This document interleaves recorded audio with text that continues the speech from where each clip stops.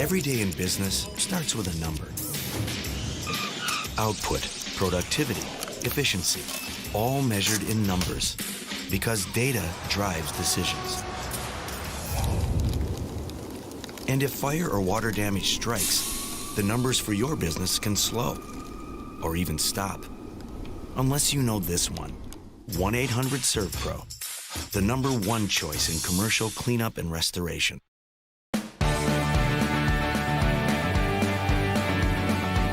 Welcome to Sliced Pizza Bar, where we're passionate about great pizza. All of our food is made fresh daily using only the finest ingredients and techniques. Our chefs put their heart and soul into each pie, and we're sure you'll taste the difference. Located on both the Indian Rocks and Madeira beaches, chances are we're right around the corner for your next pizza night or dinner date. Come give us a try and experience the slice difference.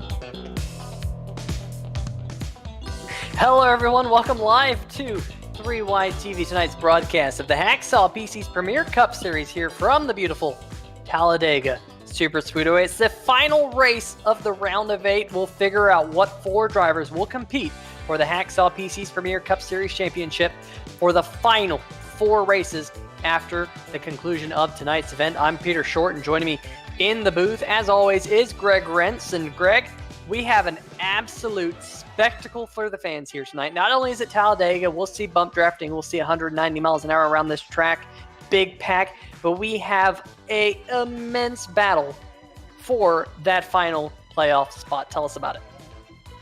8 cars, 10 points, 94 laps at Talladega to determine who is the final 4 here in the Hacksaw PC's Premier Series. There you see on the bottom of your screen the points as they stand. 10 points separating Alan Young from the playoff cutoff. He is bottom in 8th, but work to do. Adam Jersky leads the points. 4 of these drivers will get a shot at the championship in a brand new Hacksaw PC. The other 4, their quest for a championship ends tonight, Peter. And talk about a wild race at Talladega, but we had a wild one last week at Las Vegas.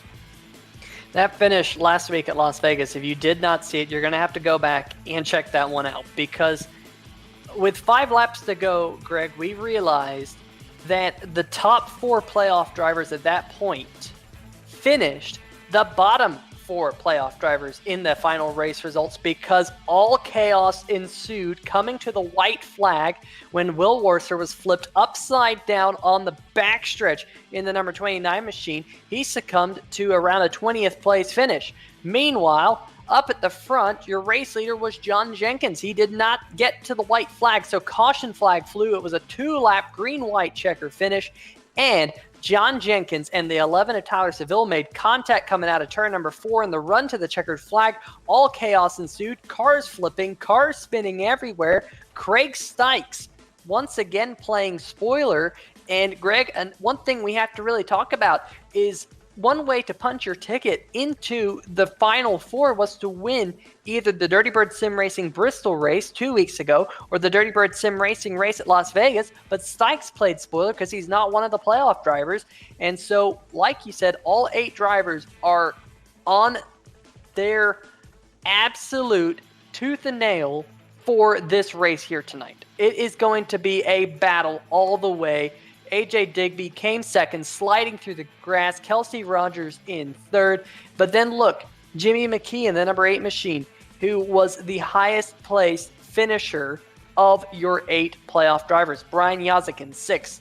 And then Adam Jersky down there in 9th. I mean, it was an absolute crazy finish to the race, folks. Like I said, with 5 laps to go, the top 4 playoff drivers finished in the bottom 4 and vice versa. It was a wild one, and I expect to see no less here tonight at Talladega because, Greg, we've been highlighting here at Dega, it's been the wild card race. I mean, we said that Bristol Yeah, 2 weeks ago, kind of a wild card race because you can get caught up in an accident. And we saw some big contenders get caught up in accidents at Bristol. But here tonight at Talladega, same thing. And I'm sure we'll see the big one at some point here tonight. And Talladega is the wild card. You mentioned the big one. You mentioned it with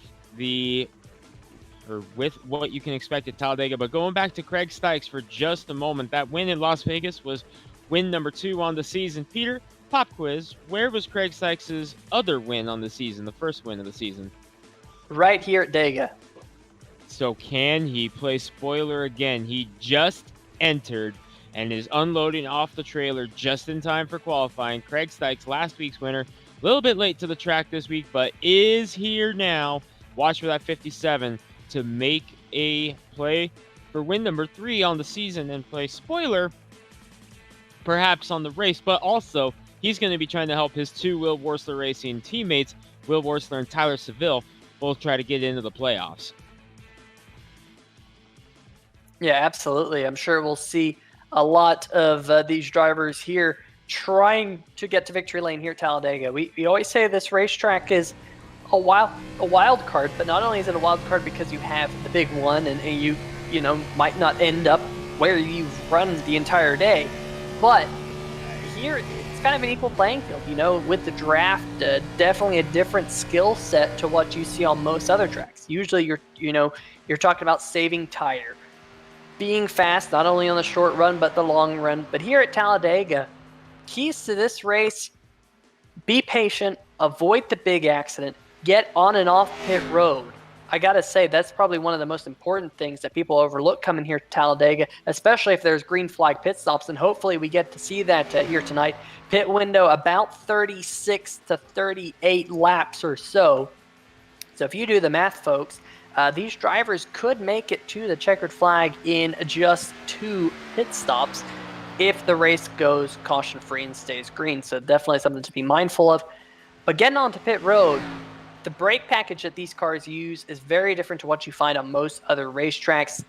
These brakes, not very effective, and you're going 180 miles an hour, so you really have to get on those brakes for a long time. Very difficult to get to the pit road speed line, and I'm sure we'll see potentially some drivers fall foul of that pit road speeding penalty here tonight. Definitely not what you want to have happen, but we're already out in the qualifying session. We're seeing a couple of these drivers make their way around this beautiful racetrack, and there is the number 30 machine. That, of course, is driven by Jeremy Banning, working his way down the back stretch into turn number 3, using that high line to get wound up to get as much momentum as possible there, Greg.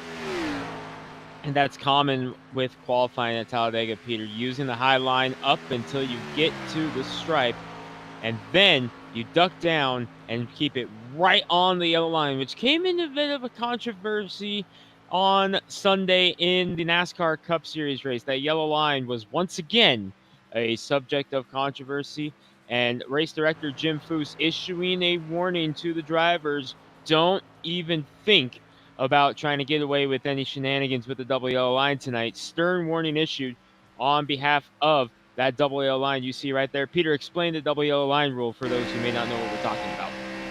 So the double yellow line rule, for anyone who watched the NASCAR race this past week will probably know about the double yellow line rule, but that yellow line that's down there on the left-hand side of the screen, you cannot go below that yellow line. It's a double yellow line rule because typically on a road that you might be driving on, you don't want to cross over the double yellow line.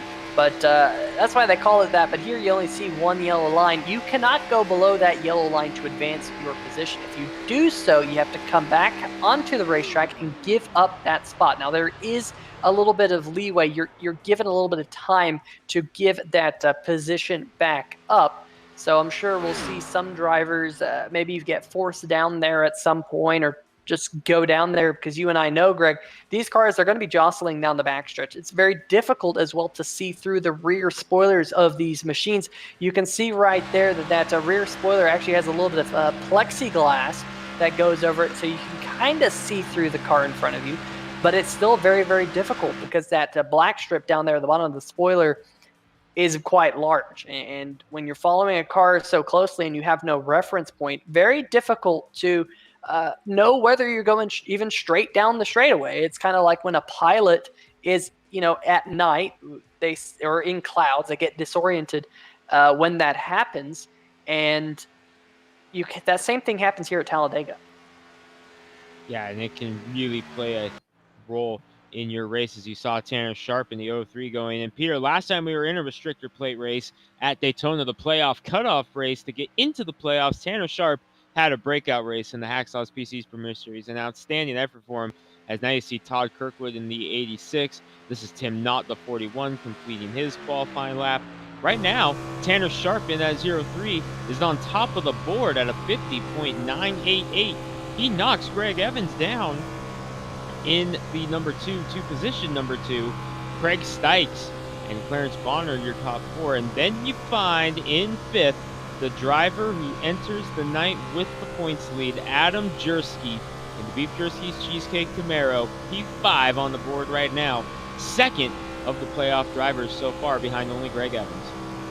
Yeah, of course, at some point in the race, we'll have to get to the cheesecake of the race, brought to you by the man sitting alongside me, Greg Rentz. Definitely looking forward to figuring out what that is here tonight. But we ride on board with the number 41, Tim Knott, working his way here through the center of the tri-oval. Now, of course, one thing that every single time you go to Talladega you have to talk about is the fact that the start-finish line is not at the center of the tri-oval like you'd find at Daytona. It's quite a ways past it, down towards turn number one. And races are won and lost in that distance there from the center of the tri-oval to that stripe that signals the beginning and end of the race. So definitely something to be mindful of here tonight. There's Todd Kirkwood in the number 86, working his way around the racetrack, trying to put in a fast time. And like you said, Greg, Tanner Sharp currently atop the board, and Todd Kirkwood going to jump to third position in that Kirkwood number 86 machine. Great job for him to get out there, turning a fast lap, and I'm sure we'll see him working his way up to the front. He needs a solid run in that race car. Tim Knott headed down pit road, and that's like what I said just a little bit ago. Getting on and off pit road is super important. A good job there by Tim Knott. A little bit of a heads-up move, I'd say, Greg, to get down on pit road here under the qualifying conditions. You might not be as fast as you are when you're at speed in a draft pack, but doing so just gives him that little bit more practice that he might need during the race. One more dry run to just try and get a good entry on pit road and hit your marks set here for this big one. 94 laps the distance today. Less than 100, but on a 2.6 mile oval like this, that's going to take a while, and especially with how much is on the line here, 94 laps is going to be an eternity for these drivers to try to get up there. These 8 playoff drivers, we talked about them in the pre-race, are going to be white knuckle from drop of the green to drop of the checkered, because they know their race can be made here, their season can be made here, but it can end in a snap. Absolutely. Let's turn over to the chat just a little bit. We got Neil Gravestock in the chat. Hey, how's it going, Neil? I was just playing a little bit of No Man's Sky with Neil. Prior to this, Brian Greenlee saying, send it, Yaz. Rooting on Brian Yazlik. We got Mr. Lee in the chat saying, let's do this. Good luck to everyone. Of course, Brad Lee going to be in the field here tonight in the 0-1 machine. Tyler Orn saying, looking forward to an exciting race. Of course, he races in the Harley Davidson, the Boswell's Country Roads Harley Davidson Thursday Night Throwback Series here on Thursday nights on 3 Wide TV, the American Sim Racing Series. Nikki Warser rooting on Will Warser Racing. Aunt Kathy saying hello, everyone. Hello, Aunt Kathy. Hopefully you're having a good night. Madge Brown rooting on Will Warser Racing and AJ Digby. Lionheart Racing Series saying, what's up, 3 Wide TV? Checking out your production tonight. Well, how's it going, Lionheart? Hopefully you're here for a good show. Probably rooting on Mr. Cohn and that race car. I know Mark Cohn races in the Lionheart Racing Series. Ranger Danger saying, missing y'all. Be back in the number 6 Rip and Cheerwine on December 1st. Yeah, great to will be great to see you back on track. And Nikki Warser saying, let's go 39. So great group of people here in the chat ready for this action. I gotta say tonight, Greg, they're turned in for a good one because, like we've mentioned, this is the playoff cutoff race. After tonight, 4 drivers will be set for the final round of the playoff, where we will crown, the 2020 Hacksaw PC's Premier Cup Series champion. Couldn't pick a better way to end this one than with a shot for for playoff cutoff race at Talladega. Hello to everybody watching at home, and make sure you kick back and enjoy, because 37 cars are about to tear it up here on Talladega for 94 laps. 4 cars to the finals from here. Final few seconds here of the qualifying session. Let's see if we get a quick word with our pole sitter, Tanner Sharp. And hey, Tanner, how's it going? Peter Short here in the 3-wide TV booth. Got a copy? Yes, sir. All right, man. Long race here tonight. 94 laps around this joint. How are you going to get to victory lane in the 03 machine? Can you repeat that question, please? Long race here tonight, 94 laps. How are you going to get to victory lane, bud? Well, I can plan things out until the green flag drops. So there's really no plan from there on. Just try to hang out front like we did at Daytona. We got involved in that incident back at Daytona, and that was the only thing that was downside of putting us in a good position to win the race. So stay out of trouble and try to keep it up front. I got nothing to lose, so keep on going. We'll try to keep her up in front all night long. All right, well, best of luck here, Tanner. We'll let Tim get to it because he has a long race in front of him. But, Greg, we already see a couple cars out there lining up at the start-finish line, so why don't you take us through tonight's starting lineup? And we just talked to Tanner Sharp in the 03. He will roll off on the pole. The highest qualifying playoff driver to his outside. There you see Greg Evans, a new look for the number 2 this week. He rolls off in position number 2. Todd Kirkwood, an outstanding qualifying effort for him to roll off 3rd in the 86, last week's winner at Las Vegas, and the spring winner here at Talladega. Craig Stykes looks for win number 3 on the season, rolls off 4th. Clarence Bonner back in the Carl Edwards throwback, hoping he doesn't go for the kind of ride Carl Edwards went on here at Talladega once while competing for a win.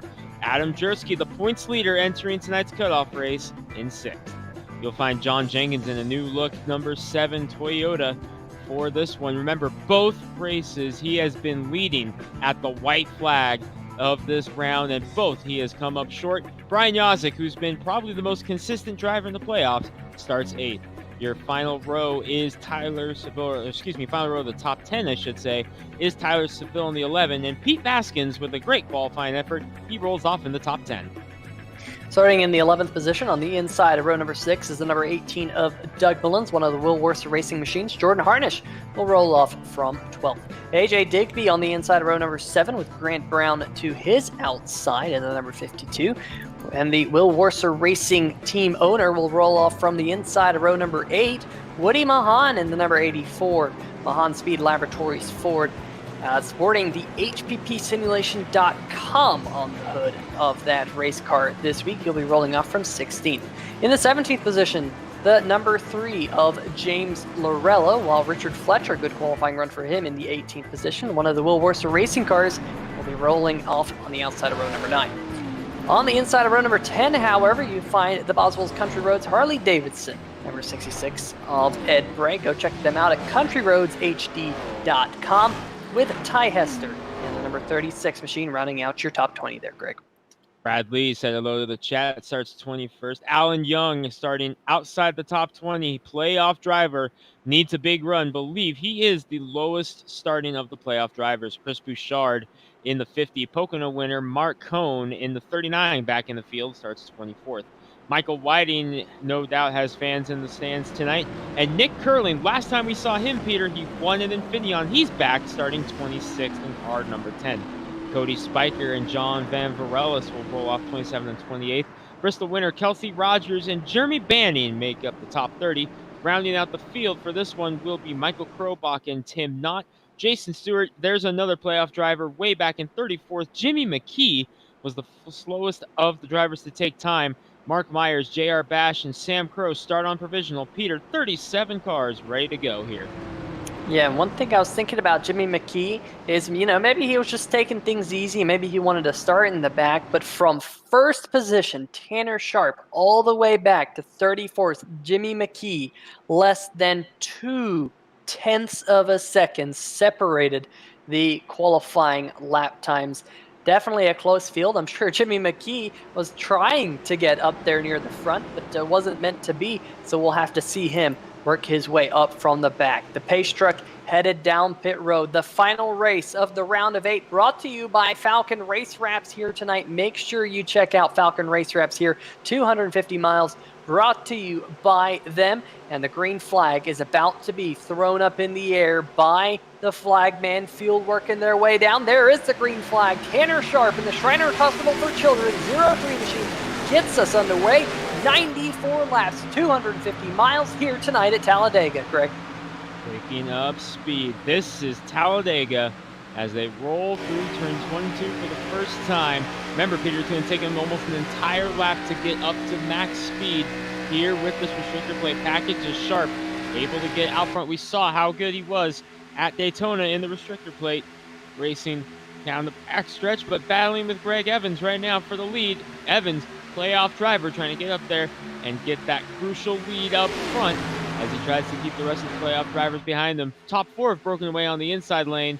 It's Sharp, though, breaking ahead with help from Kirkwood. Well, you had a fantastic point there just a little bit ago with John Jenkins. He's currently running on the inside line, 4th car in that groove. Like you said, he has led coming to the white flag in both of the races that we've had in this round of 8. Gone to victory lane 0 times. That number 7 machine of Jenkins, I'm sure he's going to want to get to victory lane as you see them work their way down the backstretch. And at this point, Greg, as these things finally now getting up to speed, pretty much flat out if you're the first or second car in line. But then after that, you start to get the accordion effect. You have to get cars that pull up to one another, have to check up, and it kind of ripples its way through the field, and that can sometimes lead to accidents. And I've been involved in many of those accidents where one driver just looking out front. We've highlighted how this rear spoiler is very difficult to see through, especially once that NASCAR went to this package and iRacing adopted the spoilers. It led to a lot more of those types of accidents, and we don't see that out front right now. It's still Evans and Sharp side by side for the race lead. Last time by, Sharp led the lap by 18 thousandths of a second. Still a long way to go here in this race, and Sharp so far leading both laps, but looks like Greg Evans in the 2 machine, is he going to come down? Looks like he cleared the 03 machine. He does, and Greg Evans now up at the point, your highest placed playoff driver, of course, being out front now. I'm sure a lot of those other playoff drivers are going to be thinking, man, I need to get to the front. They're trying to get to the front as soon as possible. A couple of them are hooked up, 2nd and 3rd in line on the outside. Adam Jersky and Brian Yazik right now are the next highest playoff drivers, with the 7 of Jenkins back there as well. Rest of the playoff drivers kind of just hanging back there, including Tyler Seville in the 11. Started inside the top 10.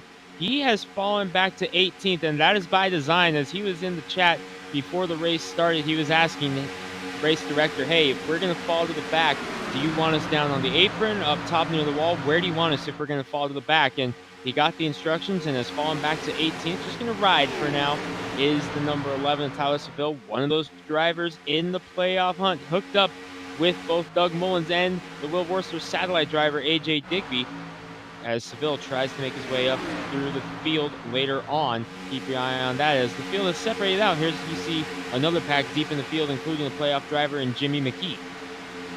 Yeah, I was actually going to highlight this if you didn't allude to it, but this 3rd pack of cars, they're not really grouped together very well. They're losing time to the front drivers pretty significantly. Last time by, Kelsey Rogers with the number 34 ran a 49.5. You compare that to your race leader, Greg Evans, a 48.476. So that 3rd group of cars currently 1 second per lap slower. And of course, this is a big racetrack. These drivers turning 49-second laps or so.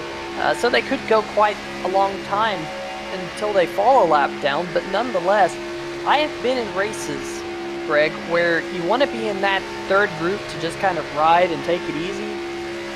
When they start to realize how much time they start to lose on the lead pack, they get frustrated, they get antsy, and it sometimes leads to wrecks. So we always talk about the big pack being the one where the wrecks happen, but it can happen in the second and third groups, especially if they're not lined up and they're not bunched together. And right now, that third group of cars not lined up at all as we ride on board with the number 99, a Clarence Bonner. Second car on the outside trying to push Tanner Sharp back to the lead. You can see the number 7 of John Jenkins there right behind the number 2 of Evans. Jenkins here in the early going, he's gone from 7th up to 3rd, so he's gained a couple positions. Biggest mover in the race so far, Michael Krobach in the number 72 HPPSimulations.com Ford. He has gained 20 positions from 31st to 11th here in just a matter of 7 laps, and definitely a pretty good start here so far, Greg. No cautions, and really seems like these drivers are taking their time. They're being patient. And speaking of Krobach, remember just how close he was to being in the mix for this playoffs here in the round of 8. He was in the playoffs in the round of 12. We go back to at the start of the playoffs, the big wreck near the end at Darlington when he was running 3rd, relegated him outside the top 20, wound up missing the playoffs by just 1 point. If that hadn't happened, he would be sitting pretty in the round of 8 right now, trying to get up there. So definitely Krobach just going out to try to win all of them. Meanwhile, we've got a new leader up front. It's a playoff driver. It's John Jenkins in the 7. He's made his way up there. Yeah, he was able to use that high lane to get around the number 2 of Evans. Same thing that we saw before. That high lane, you can make a pass. If you could get up there, time your run, get a push from behind. We saw Evans do it when he got to the lead. Now we've seen Jenkins do it. But poor old Tanner Sharp trying to get a shot from the number 99 of Clarence Bonner. Those two working together now out there. But I say poor old Sharp because he's the one who pushed the number 7 to the race lead. And as soon as Jenkins cleared Evans, Jenkins shot down the racetrack and said, you know, I want that low line. But now the outside getting a little bit of momentum coming out of turn number 4. They're going to be side by side here at the stripe, and I wouldn't be all surprised if the number 03 of Tanner Sharp gets back to the point. And indeed, he does lead that lap. Nicely done by Tanner Sharp using the outside. Clarence Bonner in the 99 doing a great job as well. He hasn't made that many starts this season in the Hacksaw PC's Premier Series, but when he has always been competitive, and here he is once again up in the 4th spot. How about Grant Brown, the 52 behind him? He started outside the top 10. He's already up there battling it out for the lead now. 3rd in line on the outside with Adam Jersky behind him as Sharp now goes to the inside to try to throw the block on Greg Evans as the field still kind of settling it down. This is looking out the back of your race leader Tanner Sharp right now, looking right at the super clean Toyota Camry of John Jenkins as we now look out the front of Sharp, who's got Bonner on his outside, and Bonner should lead the lap there.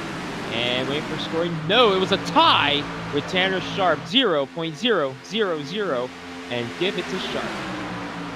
Yeah, just what you typically see here at Talladega. Very tight at the line, at least when they're side by side. That was the number 69 of Adam Jersey, kind of poking his nose to the 3rd line. Haven't really seen any 3-wide action. There was a little bit mid-pack right at the start of the race, but seems like things have calmed back down to just 2 by 2 by 2 by 2, pretty much all the way back. In this lead pack of cars, we have about 18 of them, and then it's a gap back to Pete Baskins and Mark Cohn.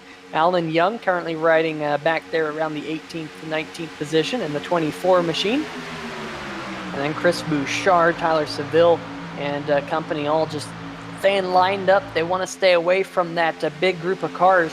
But the big one in question is from Michael Whiting in the 44 Brookside Equipment Sales bright yellow Chevrolet, back to Tim Knott, who's in 29th position. There's about 4 seconds between Whiting and Tim Knott. Now, the interesting thing here, Greg, is that 3rd group of cars, they finally were able to get lined up. They're 4 seconds behind that bright yellow Brookside Equipment Sales machine that we saw there. And there you see this group of cars now working their way into turn number 3. They got lined up. They sorted themselves out. They've stopped the bleeding, and they're no longer losing a significant amount of time to John Jenkins. So they're in that spot that if an accident does happen in front, they should be able to disperse from one another, get into a safe spot out there on the racetrack, get on the brakes if needed, and let all the carnage happen before they start working their way through the racetrack. So interesting spot, especially considering one of those drivers in that 3rd group is Jimmy McKee, one of your playoff drivers in the McKee Lawn Care Services Chevy Camaro. A big shout out to our friends over at Falcon Race Wraps for sponsoring tonight's race. And thank you guys in the chat for joining. Brian Greenlee saying, good job, Crow. Written on the number 72 of Michael Krobach. Yeah, Krobach currently in that HPPsimulation.com Ford. He is running in the 10th position right now, so he's gained another spot since the last time we checked in. But up at the front, here comes Tanner Sharp in the 03 machine, once again getting back up to the point. Sharp back up to lead, brought Greg Evans with him, and they were both able to get down in front of John Jenkins. So now Evans back to the highest scored playoff driver in front of Jenkins, and then from there, the playoff drivers are Jersky. The next highest playoff driver after those three, Peter, is Brian Yazik, all the way back in 16th position. So the playoff drivers are starting to really separate it out, as we only have five, counting Alan Young, playoff drivers in the top 20 right now. Man, Grant Brown in the number 52 Cheerline Toyota, he just chopped off the nose of Nick Curling in the number 10. We'll go back and see this one here on the 3-wide TV replay. Watch this. The 52 on that middle groove, he sees a hole behind Brad Lee and says, you know what, I'm taking that. And you can see Nick Curling there had to put on the brakes a little bit, get off the gas, whatever he had to do to stay off the back bumper of Grant Brown. But good run here so far by Nick Curling. He's running in the 9th position in his return to the Hacksaw PC's Premier Cup Series. And now, Greg, we're starting to see a little bit more side-by-side action, a little bit further back, as even Mark Cohn in the 20th position starting to do a little bit of side-by-side racing with the cars in front. Yeah, they're really starting to get slicey and dicey now, both in this first pack and in the second pack, as you see Tyler Seville, the 11, trying to lead that second pack up to them now. They are within striking distance, and these three Will Worcester Racing Chevys, well, two for sure, and then you got Digby as well, trying to close in on the back of Mark Cohn. That side-by-side racing that Cohn was doing that you talked about there, Peter, is what's allowing the Will Worcester Racing cars to close in on them as they try to make their way up here. Meanwhile, Greg Evans going back for the lead in the number 2 with help from John Jenkins.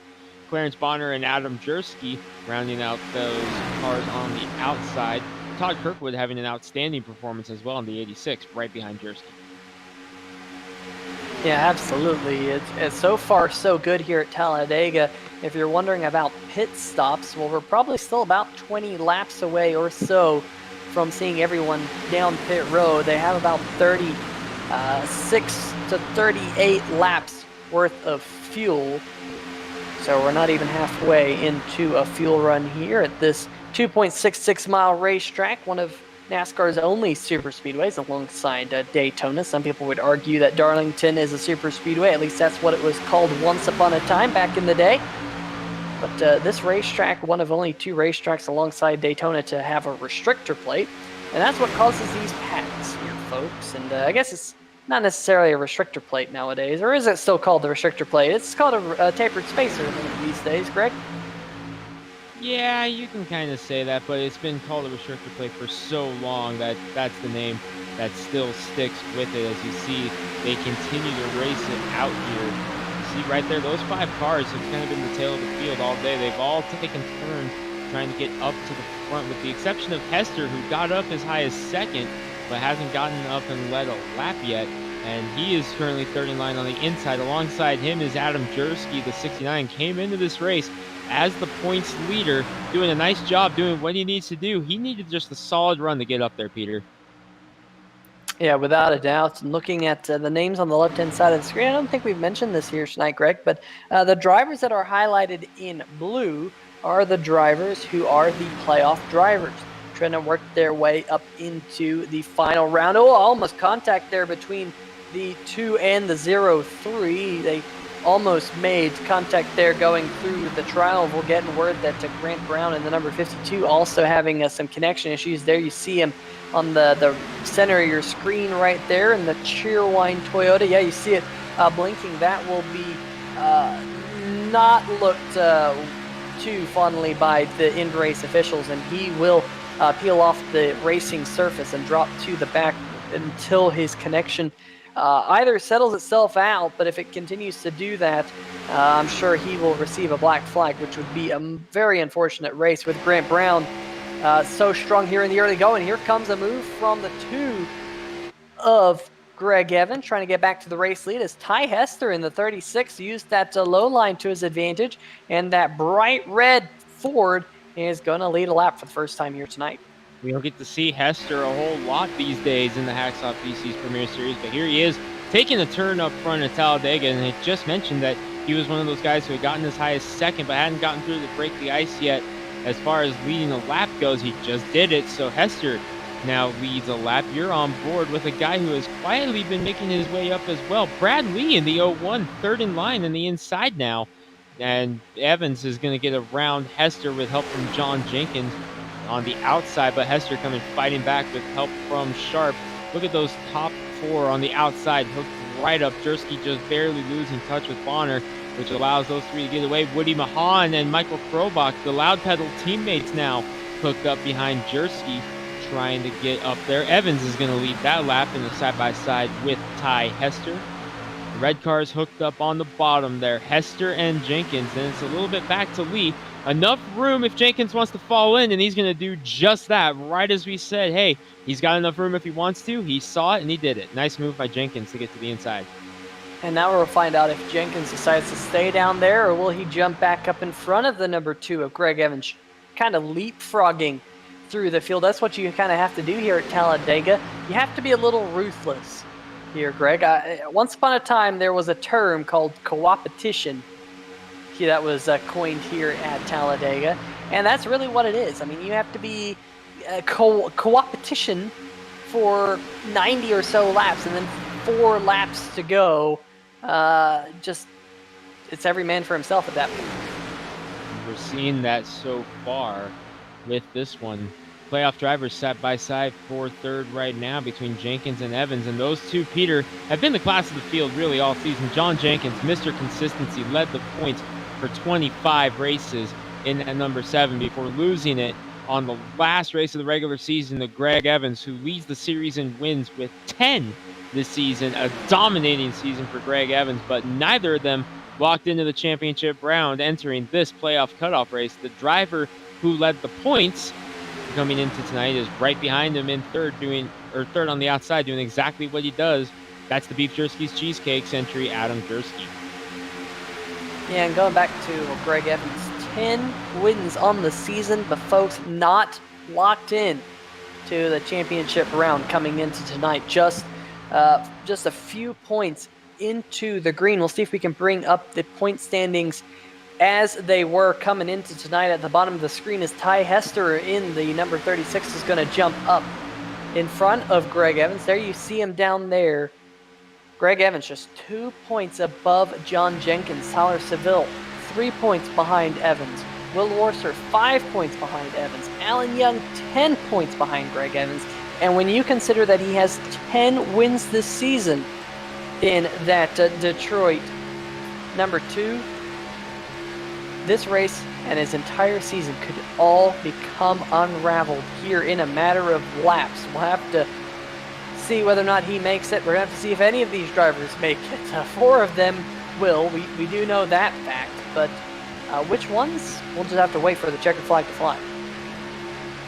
Lap 23 of 94. Closing in now on the 1/3 mark of this race. And our producer just saying, yeah, we're beginning to creep up on some pit stops here, and chance for drivers to get some Goodyear tires, a splash of Sunoco fuel, and also maybe for some of these drivers, perhaps a snack. Because Peter, I'm starting to get a little hungry here. Are you hungry for some cheesecake, would you say? You could say that. Now, what type of cheesecake are you hungry for this week, Greg? Because I'm ready to hear what is the Greg Wrench Cheesecake of the Week. Well, Peter, last week in Las Vegas, we had the white chocolate raspberry, and I got a couple messages. They're like, hey, I like chocolate, but not exactly the biggest fan of white chocolate. I was like, okay, well, what do you like? And they said chocolate fudge. So we're going to give them a bone this week. This week's Greg Wrench Cheesecake of the Week is chocolate fudge Brock's Brownie That is this week's Cheesecake of the Week, chocolate for the chocolate lovers here on Talladega. So sit back, get some dessert, chocolate fudge box brownie, this week's Greg Rent's Cheesecake of the Week. I could do with a entire chocolate fudge box brownie cheesecake right now, like the whole thing. I'm rather hungry up here in the 3Y TV booth. They don't feed us up here, so sometimes we get a little bit hungry. So that's where you're going there, Greg. Carlos Acosta needs to get us food prior to these races. Anyway, he has the food in the analyst RV, but we had to get rid of that because the Wi-Fi was just so janky in that we had to get rid of it. We're hearing the only thing in there is an expired gallon of milk. So I think I'll just pass on that for now. But anyway, meanwhile, up at the front, Ty Hester continuing to lead here at Talladega. You mentioned here that we were closing in on pit stops, now just about 11 laps away or so. There you see the number 84, Woody Mahan, dropping out of line in that HPPsimulation.com Ford. We usually see the Mahan Speed Laboratories on the hood of that number 84, but getting in line with his Loud Pedal Motorsports teammates this week with the HPP simulation look. We see that, of course, in the 72 of Michael Krobach and the number 55 as well for Brian Yazek. Let's look and figure out where that number 55 race car is right now. Brian Yazek currently running in the 19th or so position. There he is. Got pink numbers on top of that number 55 machine. Of course, it is Breast Cancer Awareness Month, the month of October, and we'll have a couple of pink cars as well as the pink graphic there on the left-hand side of the screen. So great to see that. We see Christopher Bouchard sporting a pink car tonight, as well as the number 7 of John Jenkins. He has the breast cancer ribbon on the side of that car. So keep in mind that it is Breast Cancer Awareness Month. And we got a couple of drivers here kind of sporting those looks. Yeah, it's awesome to see the breast cancer awareness cars come out. And October always such a special time of the year for everybody. It feels like just about everybody has been affected by breast cancer at least once in their life in some capacity, whether it's them or someone they know, someone in their family, a close friend. So without a doubt, the drivers love getting behind it here and being able to drive pink cars, pink numbers, something to raise awareness for breast cancer and racing for a cause the entire month of August. One of the favorite times of the year for some of these drivers who absolutely love to go out, throw the pink on their cars and race for a cause.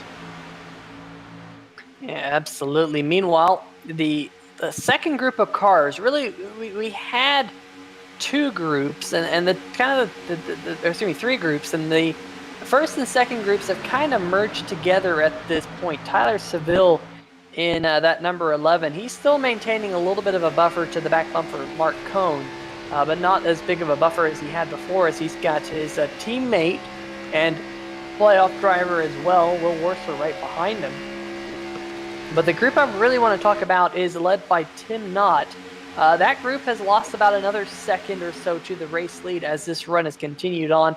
There you see Knott leading over Jason Stewart, Kelsey Rogers, J.R. Bash in the 4, Cody Spiker in the number 19 with a little bit of a Dale Jarrett throwback inspired race car back there. Jimmy McKee, playoff driver, is currently scored in the 34th position. That's actually right where he qualified here tonight. Jeremy Benning, Sam Crow, and Mark Myers rounding out your 37 cars here running here tonight. And Greg, one thing about this race tonight is a fantastic field for so late in the season.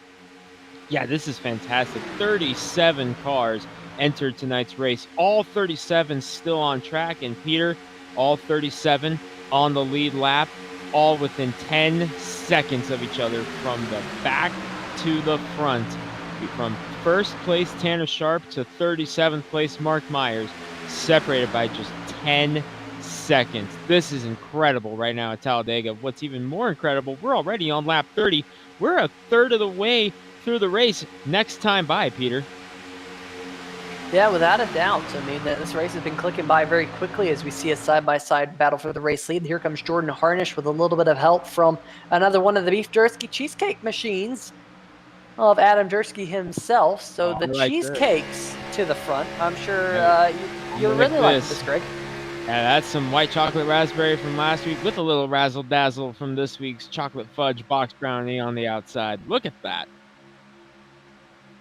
And I think that lap was led by Ty Hester there across the start finish line. So 1/100th of a second, 17/1000.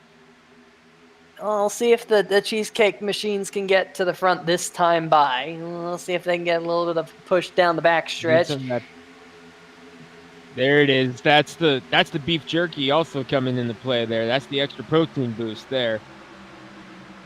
Just boom to the front, just like that, with the number 32 of Jordan Harnish now leading the way. But Greg, at this point in the run, we keep going back to pit stops. How important is it to figure out who you're going to be coming down pit road with? A lot of these drivers right now figuring out there who their teammates are, where their teammates are running, and you want to be on that inside line to peel off to come down pit road. And at least for me, it's a strategy to come down pit road about a lap or so before you really need to, because the lap when you really need to come down pit road, it's going to get really, really busy. And you don't want to come down with the entire pack because the chances of an accident go up drastically. But you got to be in communication with the pack saying, hey, I'm coming down pit road this time. You have to be letting them know on the backstretch, okay, my intention is to come down pit road right now. You got to have your hand out the window, as they would say, on the backstretch. Meanwhile, Adam Jersky going to pick up Craig Stykes. Look behind him, Peter. The entire fleet of Will Worcester Racing has hooked up, and they are pushing Adam Jersky to the lead. Stykes, Seville, Worsler, Mullins, Digby, and Fletcher, they're all right there in a line. Yeah, that is really, really impressive, because last time we checked in with them, they were back there around 18th or so. But they just hooked up. They've been working their way up through the pack, and now, like you said, leading that outside train, Will Worcester Racing. Very, very, very impressive. All the way from Craig Stykes all the way back to Richard Fletcher. AJ Digby practices a lot with them. He is in the number 14, currently riding in the 10th position, but just a huge push from them. Meanwhile, some of the drivers, like the number 7 of John Jenkins, who was very, very quick in the early running, he has dropped all the way back, folks, to 24th, running right behind the number 50 of Christopher Bouchard. So I think what we're starting to see here, Greg, is maybe some of these drivers kind of figuring out who they're going to come down pit road with, because you want to come down pit road with a group of cars. You don't want to be all in your lonesome, because you're going to want that draft. That draft is so important for getting you back up to racing speed.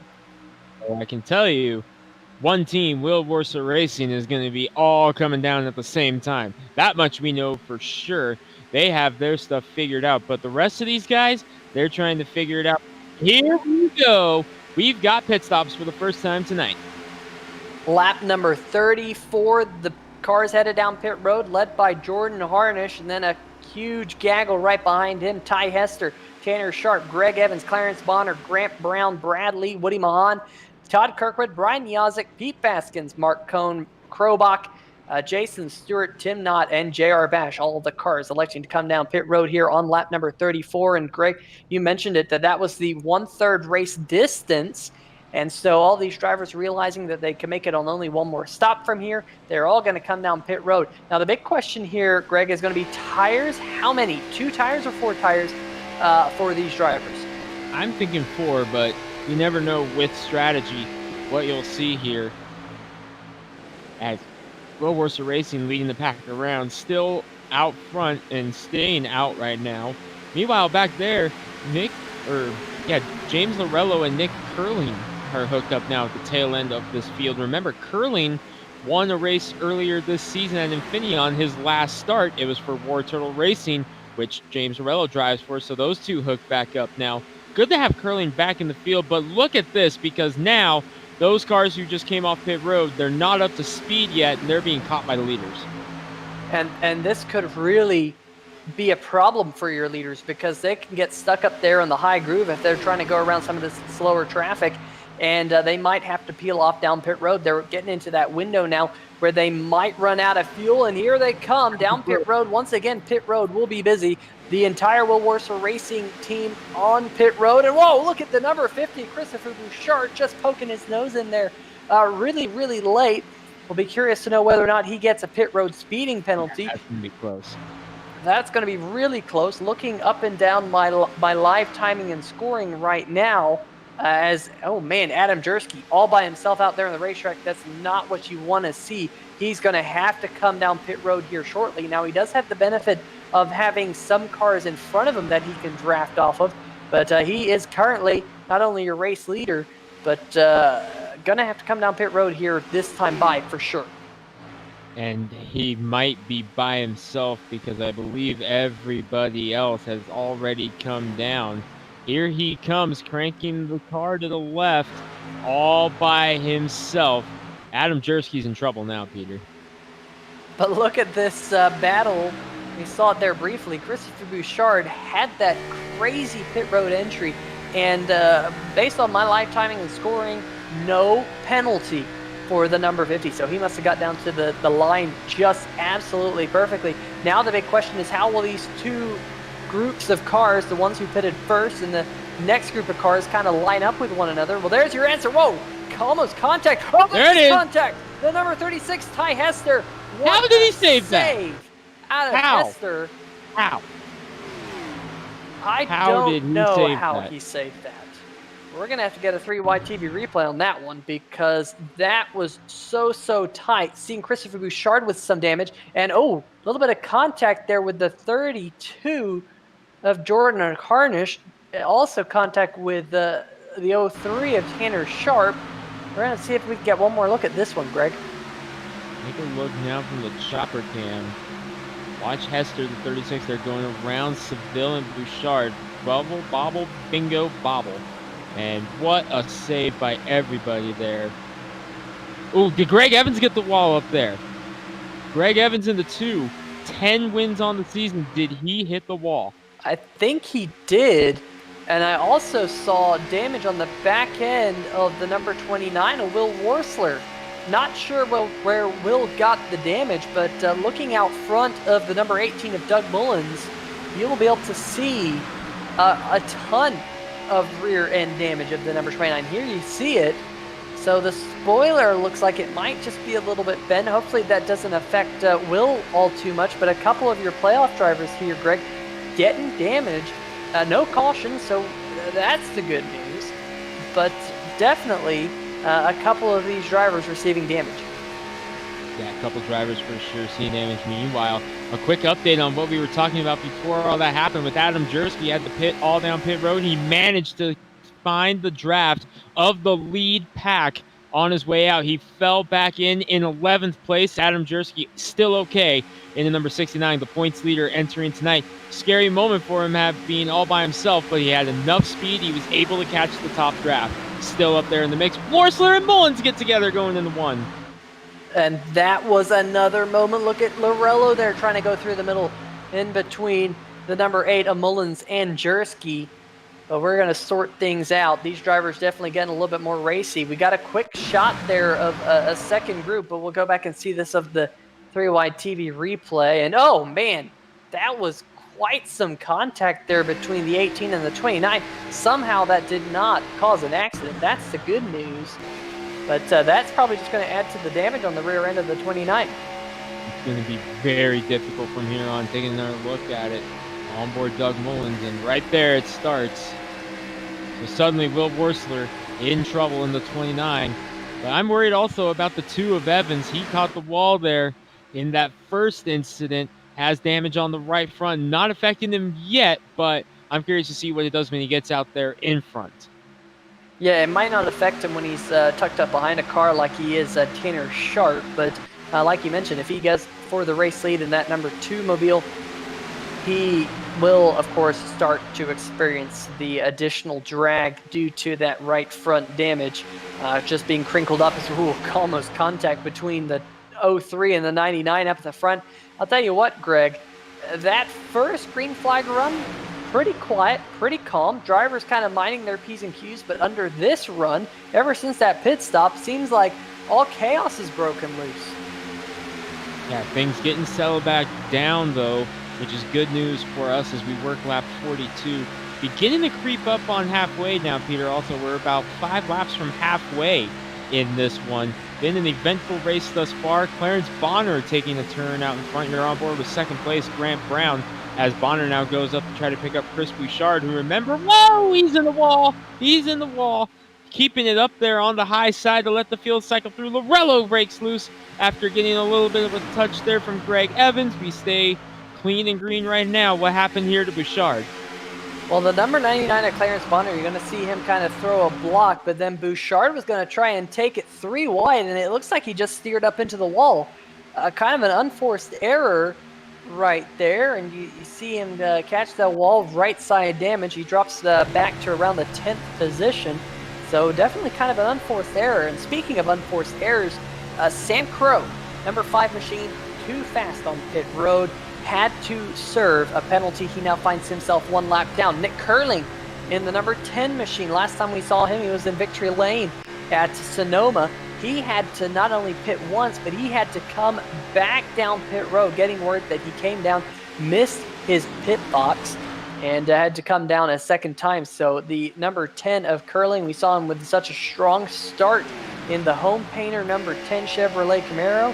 Well, he is about to fall 1 lap down here through the tri-oval as the lead pack is catching him very, very quickly. And that's going to put him a lap down. 2 cars, 1 lap down. Once they cycle through around Nick Curling, it'll be Curling and Crow. Good news for them is Curling will be the lucky dog now if we get a yellow.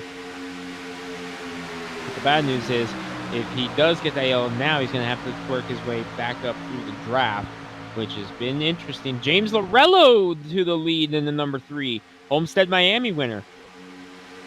Yeah, you have to go all the way back to Homestead Miami when the number 3 of Lorello, like you said, got to victory lane. And at that point of the season, it looked like it was going to be a great season for Lorello. He'd been knocking on the door for a win here in the Hacksaw PC's Premier Cup Series. But ever since the 3-wide TV 250, that number 3 of Lorello just hasn't been able to find the magic stuff to get back to victory lane. So maybe it's in store for him here tonight at Talladega. Still 50 more laps to go as you work their way coming out of turn number 2. Want to highlight a couple of the other drivers who had struggles on pit road. J.R. Bash in the number 4. He is all by himself. No drafting partners for the center shot outfitters Chevy Camaro. Mark Myers, Tim Knott, both very long pit stops for both of them. They are hooked up together, but they are very, very slow as only 2 cars out there on the racetrack. And then there's a group of about 6 cars led currently by Kelsey Rogers, Cody Spiker, Jeremy Banning, Jimmy McKee, Alan Young, and Jason Stewart. There they are. They're losing time to your race leaders. They're about 10 seconds behind James Lorello right now. But that group of cars definitely not on the same pace as the front pack. So they're just bleeding a little bit of time. They have just enough in numbers that they're not losing a huge amount of time. But definitely not catching the lead pack as well. Up the front, oh, contact! The 32, and whoa, Tanner Sharp, what a huge save in the 03. Wow! As we're 3 wide. How in the world? Oh, we're going to have to get a replay of that one because once again, they tried to wreck Greg. Look at 52 of Grant Brown, and contact there between Harnish and Sharp. And how on earth in the 01 and the 36 almost had it coming together back behind them. Again, trying to wreck here at Talladega, but not able to seal the deal. What in the world are we witnessing right now? Look at that.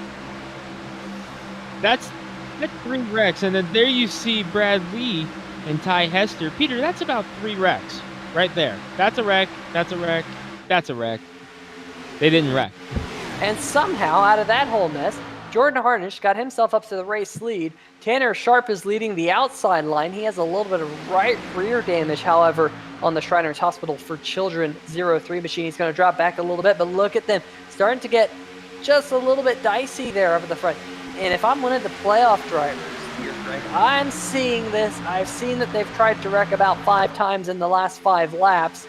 And if I'm Greg Evans, man, I'm gonna drop to the back. But he's thinking differently. He's going for it here tonight in wants to get in that 2 front of it. machine. Yeah, he wants to get in front of that right now. And Adam Jersky kind of on the same wavelength as him. He's tucked in. Look at this. Todd Kirkwood wants 3 wide. He wants to lead this race at Talladega. By the way, Peter, halfway here that last time by. We are halfway, 47 down, 47 to go. As Bonner and Harnish continue to battle it out for the lead. Lorello, Brown, and Sharp, your top 5. Remember, Sharp had such a great performance at Daytona. Didn't end the way he wanted it to, but a great performance by him. And Peter, Talladega, we knew this was a chance. We saw it or talked about it earlier in the pre-race show. This was the wild card. Anything could happen. Look at this top 5, a very unusual top 5. Drivers we don't normally see running up front at the halfway point of the race. Jordan Harnish, Clarence Bonner, Grant Brown, James Lorello. We have to go all the way back to March or even April for James Lorello's win at Homestead. Harnish, Bonner, Brown, and Sharp have yet to visit Victory Lane here in the Hacksaw PC's Premier Series this year. Yeah, absolutely. I mean, you have to go all the way back to Greg Evans there running in 7th, who has 10 wins to his name this year. He's been fast pretty much every single track we've been to, whether it's been a super speedway, a short track, a road course, whatever it's been. That number 2 has been one to beat, and it looks like it's going to be the same here tonight as Grant Brown in the 52 going to drop to the bottom side of the racetrack. He's going to leave the number 99, a Clarence Bonner, out there a little bit to dry, as now James Lorello in the 3 machine. He's going to jump to the top side of the racetrack as we're side by side once again for the race lead here at Dayton. Coming up on JR Bash in the 4. Just put him a lap down as they continue to try to cycle this through. Working lap number 50 of 94. Lorello Harnish for the lead. As we continue on here under green, Peter. And speaking of under green, dare I say that there is a caution-free race bounty that extends pretty much back to, I think, about the 7th or 8th race of the season here in the Hacksaw PC's Premier Cup Series. It's upwards of $200 that will be separated to the top 20 finishers of the race in a race that goes caution-free. It was basically $10 until per driver throughout the finishing order until the money was out. And so far, so good. But we said the same thing last week at Las Vegas, Greg, that they were so close to the bounty, probably just a matter of half a football field until that caution flag flew. So hopefully we don't see the same thing here tonight, but it is Dega, and you never really know what's going to happen until the race is over. Yeah, we were so close last week at Vegas. I mean, John Jenkins could see the white flag being waved. Sam Maxwell was up in the tower separating out the $10 bills to send out, and then we went bankrupt. Yeah, absolutely. But speaking of a little bit of good racing on 3 Wide TV, 3 wide for the race lead there briefly. Michael Krobach in the HPPsimulation.com Ford trying to get the 3rd line going. He's going to drop back in line behind the number 18 Mullins here. We'll see if they elect to jump out again, but that's a couple of the Loud Pedal Motorsports race cars all lined up. Michael Krobach, Woody Mahan, and the 55 of Brian Yazek as Tanner Sharp in the 03 machine, your points leader. Not points leader, what am I saying? The pole sitter, very different things, folks. The pole sitter, Tanner Sharp, trying to get back up to the point. Trying to get up there, but remember, Sharp has that damage from that last one. Whoa, deep in the field. Who was that shot up to the outside? That was Ed Bray, the 66, kind of getting shuffled up high after being in a weird position there on the inside. Harnish continues to lead. Sharp second. Doug Mullins, who, remember, he was in the mix at Daytona in the last race before the crazy finish at Daytona. We haven't talked about that yet tonight, Peter, as here comes Sharp for the lead. 3 wide for 3rd. And Mullins is going backwards in the 18 as he's got no help on the outside. We haven't mentioned that finish at Daytona where literally every single car crashed coming to the checker. Yeah, what a finish that was. It very much reminds me of what happened last week at Las Vegas. I mean, cars spinning all across the line and all chaos ensuing. Of course, that was a big one because that was the race that really set the tone here for tonight at Talladega, with no drivers locked in, and this big battle going into the round of 4 next week, the final round of Hacksaw PC's Premier Cup Series. But remember, Daytona, Greg, was that playoff cutoff race for the playoffs to start. We definitely had a lot on the line in that race, including drivers like Christopher Bouchard trying to race his way into the playoffs. And unfortunately, it didn't happen for him, but I'll tell you what, it's definitely been some fantastic Super Speedway races this season in Hacksaw PC's Premier Cup Series. Well, he did get into the playoffs. It was down to him and Woody Mahan for the win, or for the final playoff spot. Both drivers crashed out, but because Bouchard had such a big gap and managed to make it further into the race than Mahan did, he was able to get into the playoffs. Unfortunately, his playoffs ended at the Charlotte Roval, but not for lack of effort. Going back to that Charlotte Roval race, what a performance by Bouchard in the first half of that race. He knew his only shot was to go out and win the dang thing, and he did everything he could. Used up every ounce of the tires he had in that number 50 to try to get it up there. Did a phenomenal job. Unfortunately, didn't come through for him in the end, and he said his goal for the rest of the playoffs was to try to win them all. Hasn't broken through for victory lane yet, but has had some great runs. And here at Talladega, it's a wild card. Anything can and will happen, and here we go again.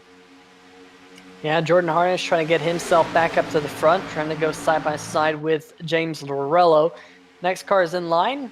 The 03 of Tanner Sharp on the inside, Michael Krobach on the outside. We got those 3 Loud Pedal Motorsports Fords. In fact, 5 Fords lined up on the outside line, because Pete Baskin's there as well, one of the Loud Pedal Motorsports racing cars in the number 27. So I got to keep them in mind here, as this run is going to come to a close pretty shortly here, Greg. We're almost to the point where we're going to come back down pit road, because the pit window technically opens in about a lap or so. Yeah, we're getting close, and we saw everybody came down pit road in mainly 2 big groups, minus Adam Jersky. We saw 2 groups about 2 laps apart.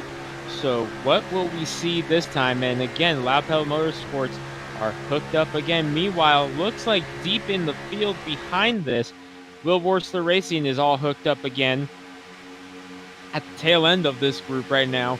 Spread out throughout the course of the lines, but they are all there with each other. So watch for them to pit together.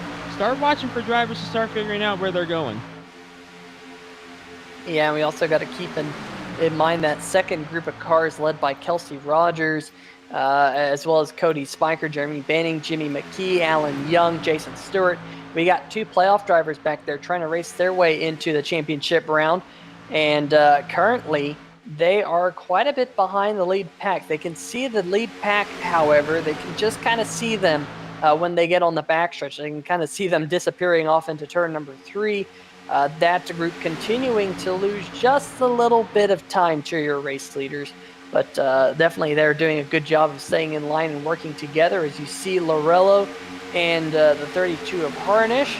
That lap going to be led by that 32 machine. He's going to drop down to the bottom. And now the Loud Pedal Motorsports Fords grouped together on the high line. What can they do here as we just have 36 laps to go? Just trying to make it here to this pit stop cycle, closing in on 2/3 mark of this race. That's coming up in about 3 laps. We'll be 2/3 of the way through this 94-lap race at Talladega. Krobach on the outside trying to get the lead for Loud Pedal Motorsports. They have 1 playoff driver left in their group, Brian Yazik. If you want to count Greg Evans, who's been working with them as well, in that number 2 Camaro, he's up there on the outside hooked up with them, 10 wins on the year. He's been working with Loud Pedal Motorsports. He's kind of running the Chevy brand for that team, but he's up there hooked up with them now. And interestingly enough, the number 72, Michael Krobach, dropped down to the bottom of the racetrack, and he just got passed by his teammate Woody Mahan in that bright purple and black number 84. And now Mahan's going to drop down to the bottom. That's going to open up the door for Brian Yazik in the 55 machine to try and get to the race lead with a little bit of help from Pete Baskins, and there is Greg Evans, a little bit of right side damage from earlier contact with the wall. That happened just after that first round of pit stops, and whoa, almost contact there in the center of the corner as we were looking out the side of Woody Muhammad. When will we see cars elect to come down pit road? Anyone taking this lap? No one so far. But the pit window is open, Greg. Peter, two things here with what Loud Pedal Motorsports is doing. One, oh, there we go. Ty Hester going for a spin in the 36 behind him. He's down on the apron in the inside wall. We stay green because that does not trigger caution. It was off the racing surface. So Hester, we're taking a look at the 3Y TV replay. Single car incident there on coming to the finish line. What happened here?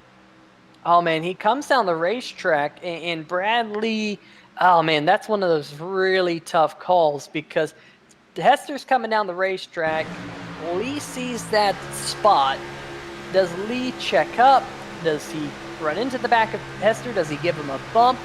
It's kind of tight. Ooh, man, from that angle, looks like Hester might have just slowly worked his way down to the bottom groove. Perhaps maybe he was thinking of pitting this time and he wanted to be on that inside groove, kind of saw an opportunity to jump down there and tried to take it. And unfortunately for Ty Hester, quite a bit of left side damage on that 36 Ford. And now, most importantly for the 36 machine is he's lost the draft. So, whoa! Kirkwood in the wall. That's really tight. Of course, this is back up at the front of the field. Michael Krobach in the number 72 machine, just a little bit on the left-hand side of your picture there, trying to get up past Todd Kirkwood, unable to do so just yet. He saw that little bit of contact with the outside wall, and he decided to scurry out of that in light of it possibly being an accident. But look who's gotten to the race lead here, folks. Brian Yazik and Mark Cohn. Mark, one of the other Loud Pedal Motorsports drivers. Just like what we saw earlier on, Greg, when we saw Will Worser Racing get to the front. Now the same thing out of Loud Pedal Motorsports. And going back to what I was talking about with Loud Pedal Motorsports, look who's up front now. Brian Yazik in the number 55. That was my question. He was fourth in line in there, as now he's going to fall to third as Ed Bray and Clarence Bonner get around him. But that was my question. Was that their goal, to get the playoff driver who represents Loud Pedal Motorsports to the lead in Brian Yazik? Was that what they were doing? Just because you notice they would get to the lead, Krobach ducks down to the bottom. That allowed Mahan to get up there to the lead. He ducked down to the bottom. Pete Baskins and Brian Yazik were next up. Was that what they were doing up there? Not only were they trying to all get down to the inside to prepare for pit stops, were they trying to get Yazik up to the race lead, knowing he's a playoff driver trying to lock himself into the championship round here? Quite possibly so. I'm not, they're trying to get themselves into position for sure. I mean, it has only been about 28 laps or so since we saw these drivers on pit road, so they could go another 8 to 10 laps. But the pit window is open. But you, of course, like we've been mentioning, you want to come down pit road in a group of cars because the draft is super, super important. I mean, we've seen some drivers, like that group of 6, who are still trying their darndest to catch up to this lead pack, including Kelsey Rogers and Cody Spiker. In fact, that group of 6 has actually been making a little bit of inroads on the lead pack. They're now just about 7 seconds. They've been staying in line, working together. Remember, they were upwards of 11 seconds at the beginning of this run, now down to about 7. But they're going to have to do a lot here to close in on the back end of that lead group, which is currently J.R. Bash and Sam Crow. They're both a lap down, but John Van Varellis is in 25th position. The last car in this lead group who is on the lead lap in the number 78 Stavros Pizza House Chevrolet. So good job by Van Varellis here to, I think he's kind of biding his time, waiting for an opportunity to get up towards the front. As you see Ed Bray in the Boswell's Country Roads Harley Davidson 66 Chevrolet lead the way here with just 29 laps to go. And how big would this be for Ed Bray, who's number 66, leading on lap 66. The luck that he's had this season, how big would this be for the Boswell's Country Roads Harley Davidson Chevy if he can pull off a win here tonight? Yeah, without a doubt. I mean, we've seen him be quite fast in the Thursday night Spotswood Country Roads Harley Davidson Thursday night Throwback Cup Series, but in this Cup Series, it just hasn't quite been clicking as of late. Definitely had a few rough races in the number 66 machine. I thought he'd maybe turned a corner a week or two ago, but definitely here tonight, Talladega, this wildcard race would be a great opportunity to see him get to victory lane in that beautiful race car. Right behind him, the number 99, Clarence Bonner, with the Carl Edwards throwback. And like you mentioned, Greg, it was Carl Edwards in that it was the Scott's machine. Of course, Bonner has Patriot Media and Marketing Services on his car here tonight. But that Carl Edwards number 99, it did not have the best of finish. Quite a wild ride for Carl Edwards back in the day. He took flight. I think he thought he was in Daytona on the airport there, on behind the backstretch there that night. Brad Keselowski picking up his first career win as a result of that. And interesting you mentioned airport at Daytona, because Talladega Superspeedway was actually a World War II base. In fact, in the infield of the racetrack, you can actually see the two runways right in the center of the racetrack. And, of course, it isn't an airport anymore, but pretty cool to see here at Talladega, the old World War II runways. You can kind of see them possibly next time we get an aerial shot. But could you imagine if those things were still active during a race? Here comes a Cessna coming down on those runways right there on your screen. Can you just imagine how much that would throw everybody for a loop? It already throws everybody for a loop when it happens at Daytona, which, by the way, it's included here on the iRacing Simulator. We saw it at Daytona when we were there a month ago. They have the planes there. They have the trains at Kokomo and Martinsville. Can you imagine if that was active here at Talladega during the race? A plane just comes flying in to the infield. Hey, we had some takers on pit road. We missed it. Yeah, it was that second group of cars that we've been mentioning have been trying to catch the lead pack. Kelsey Rogers, Cody Spiker, the number 8 of Jimmy McKee on pit road, Alan Young as well, as they're trying to bleed up into this lead pack who are still out there. Definitely not a good sign right here for Alan Young, Jeremy Banning, and Jason Stewart, because they're trying their best to catch up to this lead pack. But right now, those cars right at the tail end of the lead pack in danger of losing it. And we're getting word that possibly Will Worsler, or Craig Sykes, into the wall. But we have another huge group of cars on pit road.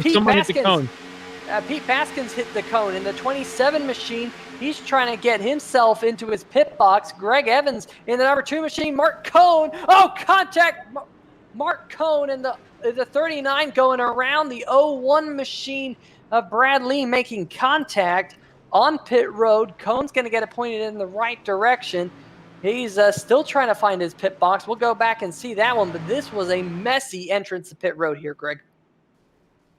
Yeah, let's take a little look-see right there. Brad Lee and Mark Cohn getting together on pit road. Fortunately, we stay green, but here's where it all starts. Pete Baskins catches the cone.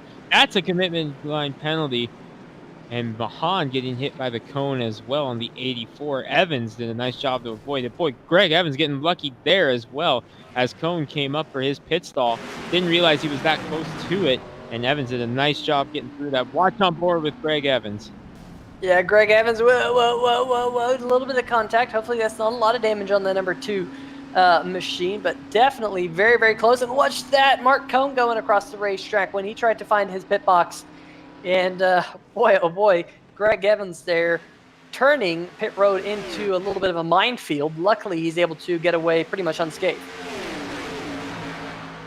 Definitely a hair raiser there for Greg Evans. 10 wins on the season, not locked into the championship. Tyler Seville, and I think that may have been lucky that it was his lap to come down. Doug Mullins! Too much speed for Mullins. Digby, those going to be penalties as well. Chris Bouchard again coming in hot, but Tyler Seville, hair-raising moment for him as well. There's Mullins getting loose in front of him. And what did I say, Greg, when we were back in qualifying?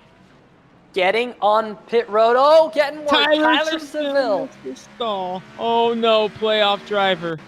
And that could be the playoffs for Tyler Seville. Here he is trying to find his pit box.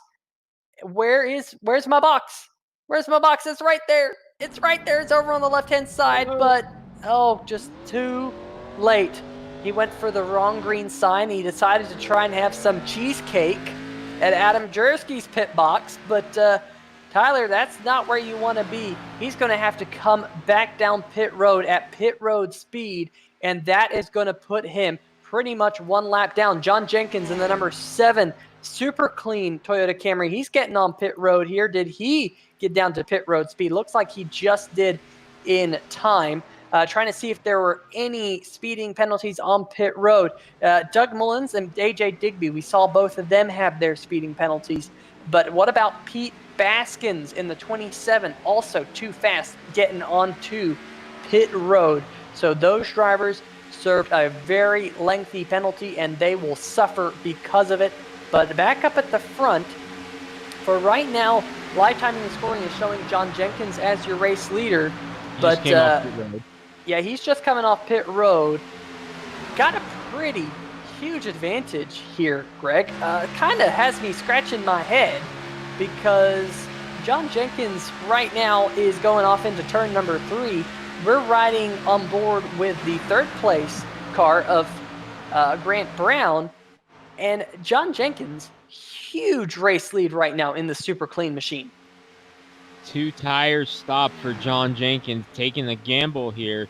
That's playoffs, baby. You got to gamble to try to get yourself into the playoffs. And Jenkins was so close at Vegas, he figured, well, my luck wasn't there in Vegas. I'm going to try it again here in Talladega. He needs to pick up the draft, and he needs to do it in a hurry. If you're Tyler Seville, though, that's it. You need a caution. There's no ifs, ands, or buts about it. You're 34 seconds back. You need a caution if you're the 11 car right now. Yeah, Tyler Seville back there with Mark Cohn, and Cohn has a lot of damage from that pit road collision. There's no other real driver for Tyler Seville to pick up. Maybe Brad Lee in the 01, who is down in 26th spot right now. Remember, Brad Lee was the one who made contact with Mark Cohn, but really, like you said, Greg, Tyler Seville, he needs a caution flag to get himself back up. We'll see if we can bring up the point standings coming into the night and how this could affect Tyler Seville, because his name down there, Greg, is already in the red, and he's being scored currently in 27th position. That is big. He does still have the points lead in the Serve Pro Wheelman Showdown. That is the good news, but he wants a shot at 2 championships, that and the overall championship. And Tyler Seville, he needs a caution right now. Look at your top 3 playoff drivers right now. Jenkins in the lead, then Yazik and Adam Jersky, the points leader coming into the race, the 3rd highest playoff driver. If this thing ended right now, Jersky is in the championship with no wins on the season. Yeah, absolutely. Same thing with Greg Evans. I think he would just squeak in, especially with Jimmy McKee currently running quite a ways back in the field. McKee's kind of been in catch-up mode, currently being scored in 17th, 9.3 seconds behind the race leader. And right now up at the front, we're getting word that John Jenkins, he was able to catch Ty Hester and Tim Knott. That's the good news. Now the big question is going to be this next train of cars, which is your main pack. Jenkins got lucky here, Greg, because he caught some lap traffic that he can draft off. And as you can see last time by, not a huge difference time-wise, about 0.2 of a second between Jenkins and Clarence Bonner. He actually gained that time. And that's because these guys back here, this insane pack per second on back, they are getting slicey and dicey again, while Jenkins just rides around behind the field. That's what's going on right there, which is why Jenkins is able to pull away. They can't get settled down because they're jockeying for position right now. Once again, for the 3rd straight week in this 2nd round of the playoffs, John Jenkins leading late. Yeah, in fact, I would probably go to say that with 18 laps to go, John Jenkins has led the race at that exact same point. Happened at Bristol, happened at Las Vegas, and here tonight at Talladega, leading now with 17 laps to go. We'll look at lap times this time by because, again, John Jenkins just a little bit faster than Clarence Bonner. That group of 3 cars lined up nose to tail are pulling away than this second pack. I mean, last time by about 0.4 of a second. There you see it. That's just, I mean, we talked about the fact that in qualifying, Greg, 0.2 of a second separated the entire field. But here, this little pack of 3 doing what is pretty much unthinkable, pulling away from a massive gaggle of about 20 cars. Yeah, but that massive gaggle of cars is really starting to get hairy, Peter. Harnish throwing down to the inside in front of Grant Brown. That's helping them pull away more and more. This is getting spicy back here because now these drivers, these playoff drivers in this field are now aware, hey, it is go time to try to get up there. Adam Jersky gets around Brian Yazik. 2 playoff drivers. That is crucial for them in that playoff push right now as they try to get going. They're starting to get single file because they realize the leader is pulling away. These non-playoff drivers, they still want to win, but they are trying to get it settled down so they can try to get in line and reel in the race leader, John Jenkins. They're running out of time. 15 or so laps to go. 15 to go at the line this time. And Peter, things are getting hairy as now the field has settled it down single file. It is go time. Ed Bray leading the pack. Can they catch John Jenkins? Last time by, Ed Bray about 0.3 of a second faster than Jenkins now that they're all getting in a line. And I think they're thinking about that, Greg. John Jenkins up there, he's kind of like the hare right now. He's got that big advantage, 4.7 seconds, and all these drivers are like, you know what, I want to win this race. Let's get in line. Let's work together. Let's run him down, and that's why we're seeing this right now. It's going to be interesting to see just how fast this group of cars, now that they're all lined up, can go. How much faster are they than John Jenkins this time by? John Jenkins running a 48.536. Ed Bray, a 48.377. Just about a 10th and a half that last time. That's not going to be enough. No, that's not enough. They need more. With just 14 laps to go, 4.5 seconds, that second group of cars would have to be, on average, over 0.3 of a second faster than John Jenkins to close in on him. They'd have to be about 0.4 of a second faster than John Jenkins. The last time by, not cutting it. We'll see what it is like this time by as you see. Go ahead. They would have to be 0.4 of a second faster every lap from here on out. It wouldn't just have to be, okay, we got it that time. They have to do that every single lap from here on. Let's see what it is here this time by equal. That's not going to make it if they're like that. Of course, the big question here, Greg, is did John Jenkins put in enough fuel for a green-white checker?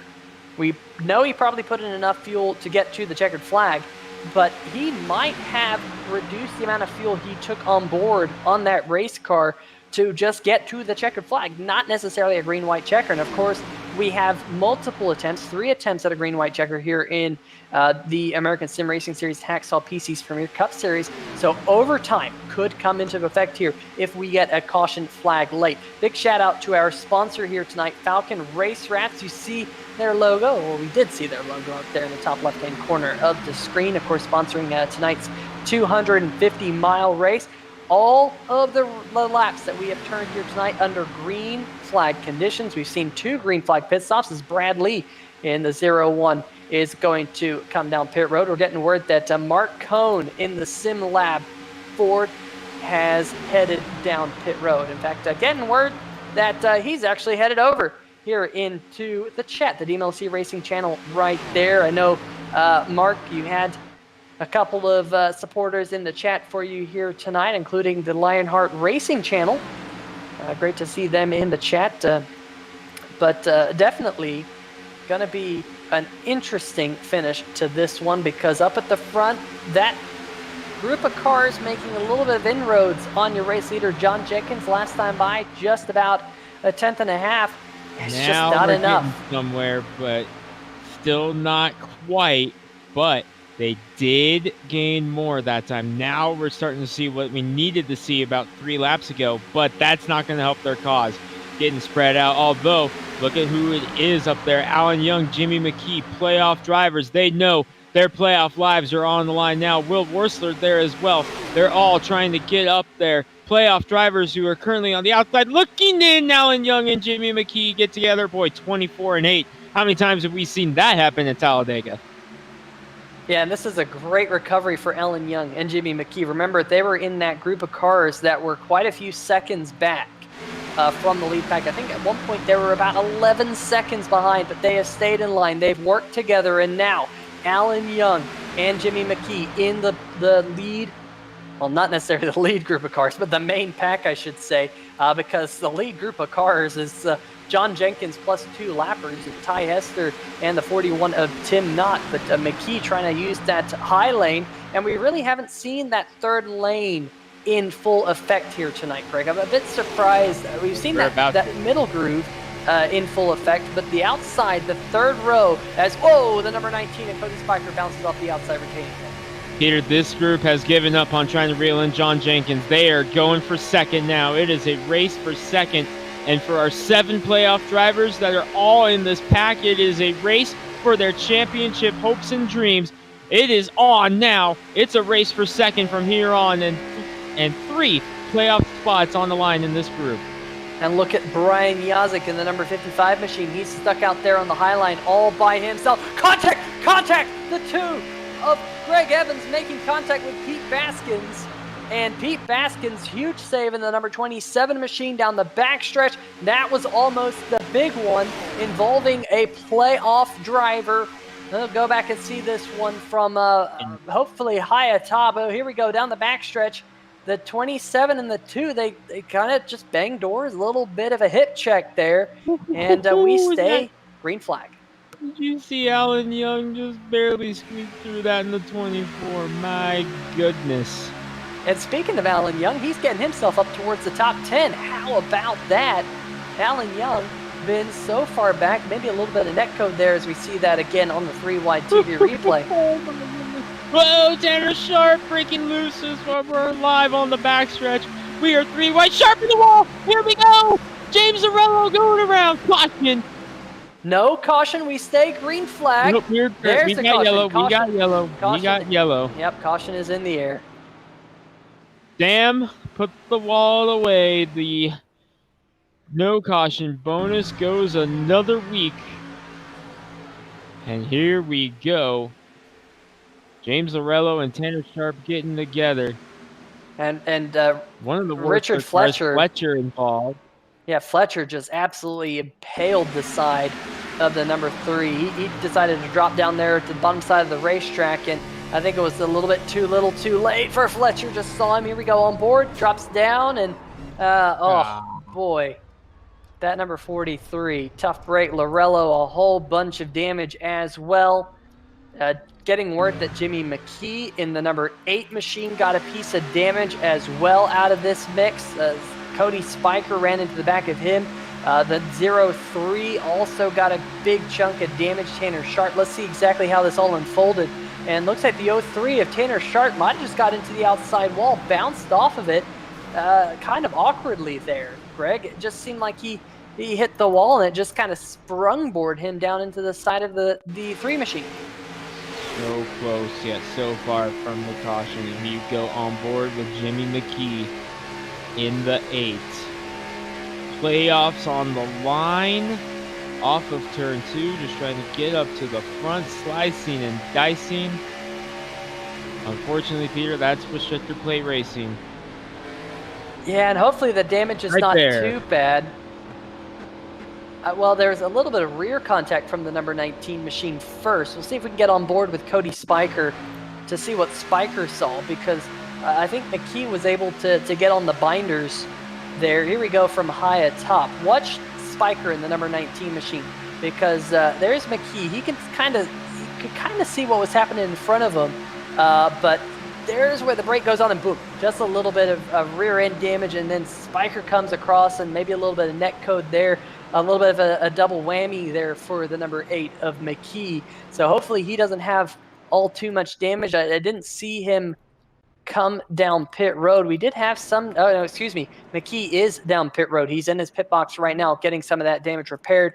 Same thing, Christopher Bouchard on pit road, Brad Lee on pit road, Ty Hester, Richard Fletcher, James Lorello, Craig Stykes also in the 57 getting damage repaired.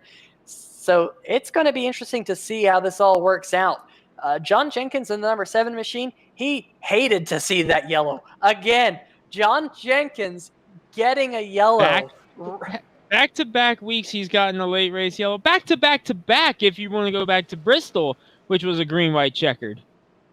So John Jenkins here, not a fan of the caution flags here in the American Sim Racing Hacksaw PC's Premier Cup Series. Yep. By the way, we're going to be inside 5 laps to go when we go back green. Buckle up. It's going to be a good finish here at Talladega. Caution-free for the first 92 or so laps. And now we're going to re-rack them and have a shootout here at this super speedway. And I'll tell you what, John Jenkins hated to see that, but one driver who loved to see it, the number 11 of Tyler Seville, missed his pit box under the second green flag pit stops. He's now going to be back with the lead pack of cars. What can he do? He's being scored down in 21st position right now, and he was on the outside looking in coming into tonight. This could be a wild finish for a couple of these playoff drivers. Hold on to your hats, folks. We are going to be less than 5 laps to go at Talladega. How big is that for that man? Tyler Seville missed his pit stall. We had it all but written off, and now here he is, a shot to get himself back up there if he can hustle through the field. Yeah, we're gonna see firstly if the pace truck lights turn off here, and they do indeed. We're gonna see if we could get a quick word from the number 11 of Tyler Seville. Well, we're hearing from Mr. Producer that we have time. So let's get him up here for just a quick word into the 3-wide TV booth. Hey, Tyler Seville, Peter Short up here in the 3-wide TV booth. I'm sure you're super happy to see that yellow come out. What are you going to do in these closing laps? I'm just going to pass as many cars as I can till the finish line and see if that's enough. All right. Well, Tyler, good luck here. It's going to be crazy out there when you go back green. Best of luck. Thank you. All right. Well, that is the Will Worcer Racing driver of the 11. We'll let him get back to his team and get back to this race. But Greg, 4-lap shootout here at Dega. I hope you have cheesecake ready, popcorn ready, and a cold glass of your favorite beverage, perhaps from Perky Pints, because here we go. Who is going to cash in? Who's going to get the cheesecake? And who's going to drop it? Well, we're about to find out. Remember what we saw at Las Vegas last week, Greg? The top 4 playoff drivers with 5 laps to go finished as the bottom 4 playoff drivers. Your top 4 here tonight as they run. John Jenkins, the number 69 of Adam Jersky, the 24 machine of Alan Young, and the 55 of Brian Yazik. Keep an eye on them. How far can they climb up through the field? How far can they drop? Only time will tell. 4 laps to go when the green flag flies here in just a little bit. It is the season for these 8 drivers here in this round of the playoffs. 4 of them continue on for the Hacksaw PC crown and a Hacksaw PC, which goes to the series champion. 4 of them, their championship hopes go no further here with just 4 laps to go, Greg. What a fitting number. 4 for 4. Here we go. About to go green, Greg. Here we go. John Jenkins, Clarence Bonner. Sometimes the producer in the ear just catches you off guard. Here we go. Green flag as Woody Mahan gets a run on the outside into number 84. Watch the car behind him. Adam Chersky, the first playoff driver in line on the outside, but we're 3 wide in front of him. That Loud Pedal Motorsports number 84 of Mahan. Looks like he's the only one trying to go up to that very top side, getting a little bit jumbled there on the inside groove. Alan Young, the 72 of Michael Krobach, might have had a little bit of bumping coming out of turn number 2. They get things settled out, and now the 84 Mahan continuing to drop back. Look at Grant Brown trying to help the number 99 Patriot Media Marketing Services number 99. Remember, those two are teammates as well right here at the top of the field. And what about Ed Bray trying to push the number 7 of John Jenkins? 3 laps to go this time by. Look at the 2 up there at the top of the screen. That, of course, is Greg Evans. He's got some right side damage. He just cut down in front of the number 1 of Jason Stewart. This pack now just only 3 more laps to go. Oh, it's getting interesting now. And remember what happened at Daytona when we had a situation like this. Trying to get up. 4 drivers trying to make it into the playoffs. 8 drivers looking for 4 spots, I should say. Up on the extreme outside, Adam Jersky might be all by himself. He's got to go all the way back. He's not going to get any help. Adam Jersky, that is a crucial moment for him as he's stuck on the high side now. Yeah, but remember, he came into tonight as the points leader. If any driver can bleed positions at this point as the playoff drivers, it would be the number 69. Just 2 more laps to go. The 29 of Will Wurzler and Jimmy McKee. They're running 17th and 18th at the tail end of this lead group. The highest placed playoff driver right now, of course, is John Jenkins. He's your race leader, trying to hold on to that. But keep an eye on the 24 of Alan Young. He needed a huge night here tonight at Talladega. Is he going to walk away and get himself into the top 4 to fight for the championship here in a little bit? Meanwhile, the outside line, Clarence Bonner trying to play spoiler. He's not one of the playoff drivers. Just 1 more lap to go this time by. White flag in Barney's hand. We've already seen this happen once last week. Will we get to the line? Here we go. As they come through the tri-oval, Barney waved the white flag. It is on. You have a race. 1 lap to go. 8 drivers, 4 spots. Who gets it? And the pushing and shoving here mid-pack is absolutely on a knife edge. You see all these cars weaving through turn number 1 and 2. They're trying to side draft here, trying to get as much as they can. Oh, a little bit of a nudge there down the backstretch. Ed Bray gets a little bit sideways. That breaks up the inside line. Clarence Bonner and Grant Brown getting a push around the high line. They're going to be side by side here. Oh, almost contact there between the 52 and the 7. Greg, this is going to be a finish. Get up out of your seat, folks, because this is the run for the championship. Here we go. Krobach on the outside. John Jenkins with the push for victory. Here we go. Grant Brown blows pitches. They're wrecking behind him. John Jenkins is going to win Seville on the wall. Jenkins is through to the playoffs. Jenkins makes it into the championship. We wait for scoring on the rest of the field. Greg Evans and Adam Jersky, playoff drivers, got into the top 10. Is that enough to get him into the finals? I think so. And guys, just quick correction, not the run for the championship, but the run for the championship for the playoff round that will decide the championship here tonight. And I believe you're right, Greg. John Jenkins will punch his ticket. Greg Adams, Adam Jersky as well. And what absolute heartbreak for Tyler Seville in the number 11 machine, because Seville had got himself all the way up to about 10th position before all this madness broke out here coming to the checkered flag. Let's see if we can roll the tape here and see exactly what happened. The 52 blew an engine, and just like that, then the 24 and the 11, did they get together? Is that what caused it? There's Cody Spiker. Oh, Cody Spiker in the number 19 went around, and it looked like he came down, maybe made contact with the 11. You see Yazik there spinning in the 55. Now, the big question is going to be, how did this all sort out? Because our playoff drivers, John Jenkins won the race. We know he's in. Evans finished in 7th. Jersky finished in 8th. But then you have to go back to Jimmy McKee. Let's see if we can bring up the point standings coming into tonight. Let's see if we can get this all figured out. Because Jimmy McKee in the number 8, McKee Lawn Care Services machine. He was in the green.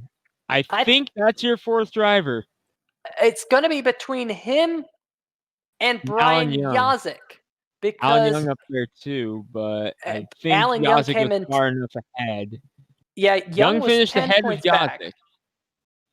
Young finished ahead of Yazik by 2 spots. I don't think that's enough for him to get up there. I think it's down to McKee and Yazik. We will wait for the official word, but I think your final playoff spot is between Yazik and McKee.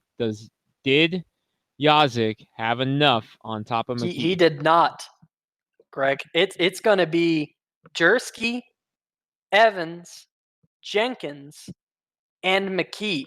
Those are going to be your 4 playoff drivers going into the final round. Drivers who go no further: Tyler Seville, Will Worcester, Alan Young, and Brian Yazik. I think Yazik, he came in tonight with a 1-point advantage over McKee, but he finished 4 spots behind McKee. So give McKee that points advantage there, even if there was bonus points. And so going to be interesting to see. Looks like the 66 and the 99 had a little bit of a potential coming together as well. We'll have to see whether or not that holds off. Getting word that we'll see if we can get another look at that. But look at that. 3 playoff drivers, the 24 of Alan Young, the 11 of Seville, Brian Yazik there. Here And look comes at McKee. Yeah, look at McKee there, just plowing into the back bumper of the number 11 machine, saying, beep, beep, I'm coming through. And just like this, he's going to go up to the top side and make the pass on Alan Young there, making contact with the 52 of Grant Brown. Christopher Bouchard piling into the side of the 24 machine. There's Ty Hester. Wow. Cody Spiker there at the bottom of the screen doing end over ends, front over back barrel rolls. Let's see if we can get one more look at that and pause it when McKee comes across the stripe. See if we can maybe get one more look at it, because I want to point out just how close it was between McKee and Yazik. We were talking about those two being the drivers that it was down to for the final playoff spot. Taking another look at it. There's the 99 of Clarence Bonner. We're watching him. He should be okay, but let's see. Pick up the 8 car and stop it right when he crosses the stripe. You'll see Brian Yazik there on the inside. The crazy thing there, Greg, is he got himself into the final round of the playoffs between the trioval and the start-finish line. He passed enough cars that he was able to do that. That is crazy. So there you see McKee crossing the stripe, and those 2 cars behind him, Bouchard and Young, that were crashing behind him. How close was that for them? That was for the final playoff spot. His cars just flip across the line. Brian Yazik was just barely behind that crossing line backwards. Peter, can you imagine any other better way for that to finish? Man, I'll tell you what a round this has been. I can't wait for the championship round. But folks, we'll be right back here on 3 Wide TV. We got some post-race interviews for you, and they're going to be good. Be right back. Welcome to Sliced Pizza Bar, where we're passionate about great pizza. All of our food is made fresh daily using only the finest ingredients and techniques. Our chefs put their heart and soul into each pie, and we're sure you'll taste the difference. Located on both the Indian Rocks and Madeira beaches, chances are we're right around the corner for your next pizza night or dinner date. Come give us a try and experience the slice difference.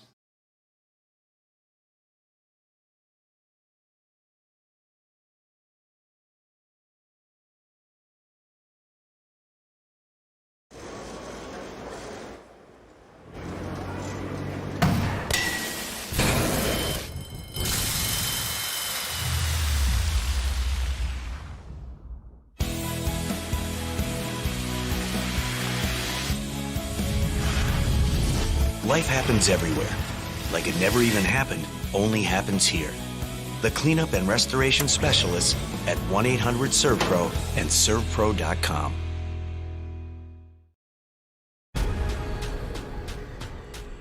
The most realistic online racing sim ever made. This is iRacing. Detailed laser scan tracks, fully dynamic real world cars, and over 50 series to choose from. 6 online world championships offering over $100,000 in annual prizes. This is the original esport racing game. This is iRacing.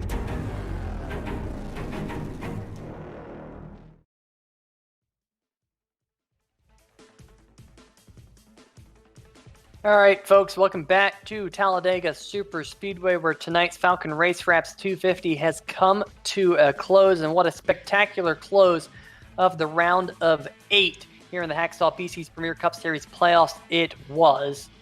We have finally determined for sure which drivers make it into the final 4 races to determine your Hacksaw PC's Premier Cup Series champion this year.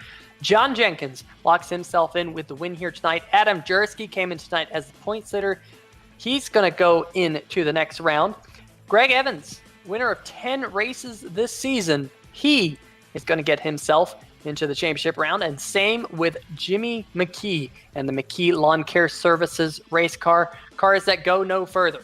Brian Yazek, Tyler Seville, Alan Young, and Will Warser. Their championship hunt will end here at Talladega in what was a wild finish coming to the checkered flag. And that's absolute heartbreak for drivers like Tyler Seville, whose chances of getting into the final round disappeared. They're coming out of the trial, coming to the start-finish line. But definitely, for some drivers here, Greg, very fortuitous. They got lucky. We said this was the wild card, a little bit of roll of the dice. Meanwhile, one of the drivers who walked away with a strong finish, the number 32 of Jordan Harnish. And Jordan, we saw that number 32 machine up front for a good portion of the race here tonight. It seemed like at times it got a little bit dicey, especially after that first pit stop. A little bit of contact there on the backstretch almost ended badly for you and some others. But all in all, we stayed caution-free until 5 laps to go or so, and you were able to walk away with the top 3 finish. Tell us about your night. Yeah, I don't know what I'm doing anymore. It's been a long time since I talked to you guys, but it was fun tonight. I'm not a super speedway fan at all, but it worked out my favorite tonight, I guess. Yeah. I'll tell you what, you're definitely kind of hauling the mail at certain parts of the race here tonight, and you've had a fast hot rod, and you were working with Adam Jersky, who the good news is, Jordan, Adam Jersky is going to be rolling into the next round of the playoffs and fighting for the championship here in just a couple weeks. But tell us a little bit about the teamwork that you had going for you here tonight. Well, last few weeks I've been trying something a little bit different than what I've done all season, working with a different group of guys, LPM, and it seems to be working. Have good friendships all throughout now, so having more friends is definitely better, especially when you come at a place like Talladega. But all in all, I've been feeling faster the past couple of weeks, feeling a little bit more confident, actually being able to run again. I knew it was a matter of time before I could talk to you guys again. I just didn't think it'd be tonight. Usually I end up on my lid. Well, you did not end up on your lid. A couple of drivers there did come into the start-finish line to round out the race. But Jordan, we still have 4 races left this season. We got Rockingham, we got Texas Motor Speedway, then we have the Surf Pro Wheelman Showdown finale at Martinsville, and then, of course, the American Regardless 200 to round out the season at Phoenix. Tell us about your thoughts on the final 4 races this year. I'm definitely excited for 3 out of the 4 of them. Rockingham, probably one of my better tracks. I love Martinsville. Phoenix is another one that's right up on top of the list. Texas is, Texas. You know my feelings on a 1.5 mile track, but there's that. Yeah, absolutely. Definitely Texas Motor Speedway probably hasn't had the best reception as well since its reconfiguration. But I'll tell you what, Jordan, great run here tonight. Before we let you go, you got any shout-outs for us? Definitely got to throw it out to Adam Jersky, Beef Jersky's Cheesecakes. It's all over the side of my car. Makes it look pretty every week. Yeah, that's about it now.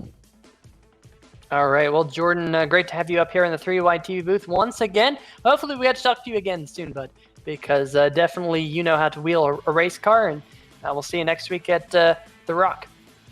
See you guys. Thank you. All right, well, that is tonight's third place finisher, and I believe that Mr. Greg Rentz is caught up with tonight's runner-up, the number 99, Clarence Bonner. And Clarence Bonner, man, you were up front pretty much the entire race there, and clearly your strategy was just run up front and try to stay in front of the big one. You did just that. Yeah, it's real hard to get wrecked when everybody's behind you. You can't get involved in it. Well, Jordan, tell us about it here coming back at Talladega, because we haven't seen you a whole lot this last few weeks or so. We see you making occasional starts, but we haven't seen you a whole lot. What brought you back here at Talladega? Well, actually, I got the week off this week. That's the whole reason I haven't been. Why I was here for the first 2-3 months, and then all of a sudden my participation dropped. Our job went back to work. Corona or no, got to build cars. Well, Jordan, it was a wild one here at Talladega, running up front. 4 races left. Are we going to see you at all in these final 4 races? Maybe Phoenix, just because I like it, but otherwise probably not. I go back to work next week. They just gave us the week off for inventory. All right, well, hopefully we do get to see you in the Arizona desert. But until then, if this is your last race of the season, it's your last chance to thank some sponsors. Who you got? Yeah, I'd like to obviously thank our presenting sponsor, Hacksaw PCs, Mod Chaser Media, Patriot Media and Marketing, Checkered Flag PCs, Kirkwood Transportation, Free the 51, Free the 6. Second place, Clarence Bonner. Congratulations. Thank you. All right, well, that is going to do it for your second place finisher here tonight, but I have made myself very, very happy down here on Victory Lane with some beef jerskies, cheesecakes, but it is also John Jenkins moving along with Adam Jersky to the next round, and by way of a victory here, John, I'm sure with 6 laps to go when the yellow flag flew, you were thinking, oh my gosh, what do I have to do to win in this series? You led with 6 laps to go at Bristol. You led with 6 laps to go at Las Vegas. You led with 6 laps to go here at Talladega. But here tonight, you were finally able to get that win. I want to hear what was going through your mind in those final laps. Before the caution, I was working with Ty and Tim there. We had a little deal thing going on. They said I should pay up. But they were a big help there, and it sounded like them guys in the big pack were trying to get single file, which double file is actually faster. So that was kind of killing them there. I had Chris and Jordan in my ear. Jordan was up on the box, giving me times for that pack and where I was at, and deja vu. All over again. The last 3 weeks have been kind of leading, get right reared and cause chaos. So it's been kind of wild here recently. But -2 out, and we put ourselves through. So big weight lifted off. I'm drenched in sweat. So. Absolutely, and we were all talking about that up in the booth with the fact that you led at Bristol late, you led at Las Vegas late, and here leading late, and what it would have been had you not walked away with a victory. But definitely doing it here at Talladega. That final pit stop, where you were able to get a huge gap over the lead pack, and you had the likes of Tim Nutt and Ty Hester to work with. What was it? Was it 2 tires? Were you playing the fuel mileage game? Did you have enough fuel to make it if we were to have 3 green-white checkers? Well, it all started, it was green all the way up till 6 to go. Just kind of rode. I know I was up leading a few laps early. First pit stop, I could have went, if I wouldn't have led, I could have went a little longer than the Wursler cars there, but me and Chris, we ended up pitting with the Wursler cars. Then we took 4 there, just kind of rode, and then right before, about a few laps before the last stop under green, we were taking 2 lefts, and we got separated because he went with the Wursler cars. I went an extra lap because his damage was hurting him a little bit on fuel because he had used more throttle. So I went an extra lap, got hooked up with some other guys before I end up coming down pit road. I had the clearest pit road entry, got down to the line like perfect, got into my box, took 2 left side tires, fuel just enough to get to the end. About 11 gallons or about 12 gallons. And I come out and I was hooked up with Ty and Tim there. So that all shook out, and then the caution come out. Yeah, definitely a fantastic pit stops, and we mentioned in the pre-race show while we were talking in qualifying that getting on and off pit road can win you your races at Talladega, can win you races at Daytona.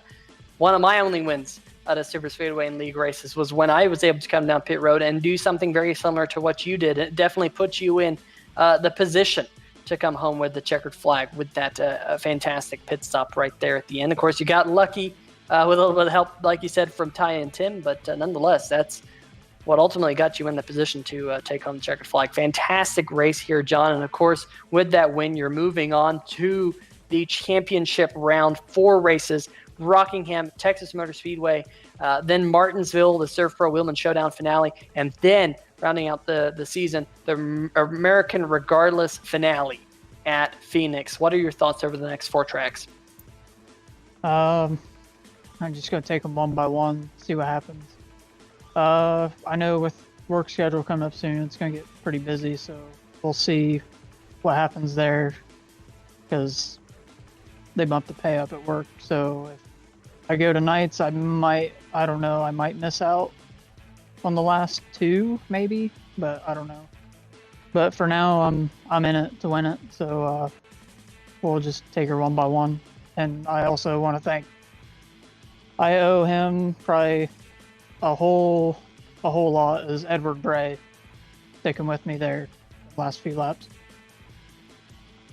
Yeah, definitely great to have someone behind you who can help push you to the finish line. But hey, just gonna say, John, if you do decide to jump tonight for more money, there is a $700 plus Hacksaw PC on the line for the series champion. And of course, with the NVIDIA 3000 series graphic cards coming out, hearing that those might be part of the prize as well, you might want to think about that, because you've been fast all season, been Mr. Consistent here. That's what we've been calling you over the last few weeks, and definitely with a shot at taking home that prize when it's all said and done. And of course, there is a little bit of cash prizes on the line as well. Before we let you go, John, any shout-outs? Yeah, I want to shout out to my teammate, Chris. Kind of had a up and down night. Jordan up on the box. He come in a little late. He had his own league race going on, and jumped in about halfway through. Super clean. Had them on tonight. We had the breast cancer ribbon on tonight. We should have it on for the rest of the month, and maybe we'll do some at the MPI or the Dryden car. Obviously MPI and Dryden, thanks to them for being with me this year. Give a shout out to Northland Leisure. That's something that Jordan gets involved in work-wise or something like that. FXR, they've been with us all year with Brandon whenever he gets to run. And you guys for the broadcast, 3YTV. I'll have to watch the last 2 broadcasts, this one and last week's. I have to watch those 2 back. And Jim and Sam, for all they do a lot. Hey, spoiler alert, John, if you go back and watch last week's race, you probably don't want to watch the last 3 laps. Just saying. No, I watched the replay after the race, so I already know what's going to happen. Just a little bit of a spoiler alert there. But definitely a fantastic run here tonight. Congratulations making it into the championship round. Hopefully we can see you in all 4 of those races and hope to bring home Hacksaw PC's trophy at the end of it. But John, best of luck next week at The Rock. Alrighty, man. You guys have a good one. All right, well, that is going to do it for me in Victory Lane. I'm going to go gorge myself on some more of this Adam Jersey cheesecake, because it's cheesecakes for everyone that since he was able to make it into the final round of the playoffs. But Greg, why don't you take away with the race results? It was John Jenkins getting the win here at Talladega to lock himself in to the championship round, with Clarence Bonner in second, Jordan Harnish third. We talked to those three on the podium. Kelsey Rogers fifth, as Michael Krobach got around him in fourth place. Michael Whiting, Greg Evans, Adam Jersky, Ed Bray, Jason Stewart was your top 10 there, Peter. Finishing in the 11th position here tonight was the number 30 of Jeremy Benning. Kind of had a quiet night because he was in that group of cars that was a little bit further back until right there at the end. He was just kind of biding his time, walks away with a very respectable 11th place finish. Tim Knott in the 12th machine. He was a key factor in John Jenkins taking home the checkered flag. Grant Brown, who blew up, his engine grenaded coming to the tri-oval in the number 52, still able to salvage a 13th place finish. Jimmy McKee, one of the drivers making it in to the final round of the playoffs, and the last driver to make it into the next round of the playoffs in that number 8 mobile, finishing in 14th. Christopher Bouchard 15th. Alan Young, who just missing out on making the championship 4. He finishes 16th. John Van Varellis 17th. Brian Yazek also missing out on the championship 4, finishing 18th. Ty Hester 19th, and Todd Kirkard rounding out the top 20 there, Greg. Tyler Seville, another driver, just barely missed out on that final 4 in 21st. Cody Spiker, Craig Stykes, Tanner Sharp, James Lorello, who led laps today, coming up with a 25th place finish. AJ Digby comes home in 26th. As Will Worsler, Woody Mahan, Mark Myers, and Doug Mullins round out the top 30. Rounding out the field, Nick Curling, first start back in a while. Pete Baskins, Brad Lee, J.R. Bash, Sam Crow, Richard Fletcher, and Mark Cohn round out the 37 cars that took the green flag in this one, Peter. Yeah, absolutely. What a night it was for pretty much everyone. You know, you had a couple of drivers there at the back of the pack that you can see there on your screen that finished a couple laps down. But besides Mark Cohn and Richard Fletcher, everyone else finishing here tonight. So definitely a lot of cars finishing, only one caution. That, of course, happened there inside 10 laps ago that led to that crazy finish for the round of 8. And next week, of course, we move into the round of 4. I posted the link to the current point standings after tonight in the chat. So if you're still with us, click on that link. That will give you the live point standings after Talladega as we move into the next week. Before we go, I want to give a huge shout out to our friends over at Sim TV for the camera angles that we bring you each and every week here on 3 Wide TV. But Greg, any final thoughts here after the Falcon Race Wraps 250? I'm still trying to catch my breath from that finish and just get ready for playoffs, championships, baby. 4 drivers down for a championship, and it is going to be cheesecake all week long, celebrating for Adam Jersky making it in, and Jimmy McKee getting in as well. Huge for him. They will battle with the top 2 all season long, John Jenkins and Greg Evans. Final 4 is set, Peter. We're going to see what happens moving forward rest of the race. It is going to be a good one, folks. Make sure you tune in for the next 4 weeks here on 3 Wide TV. Same place, same time. But for myself, Peter Short, Greg Rance, and the Mr. Cameraman, Carlos Acosta, we want to give each and every one a good night. We'll see you next week. See ya!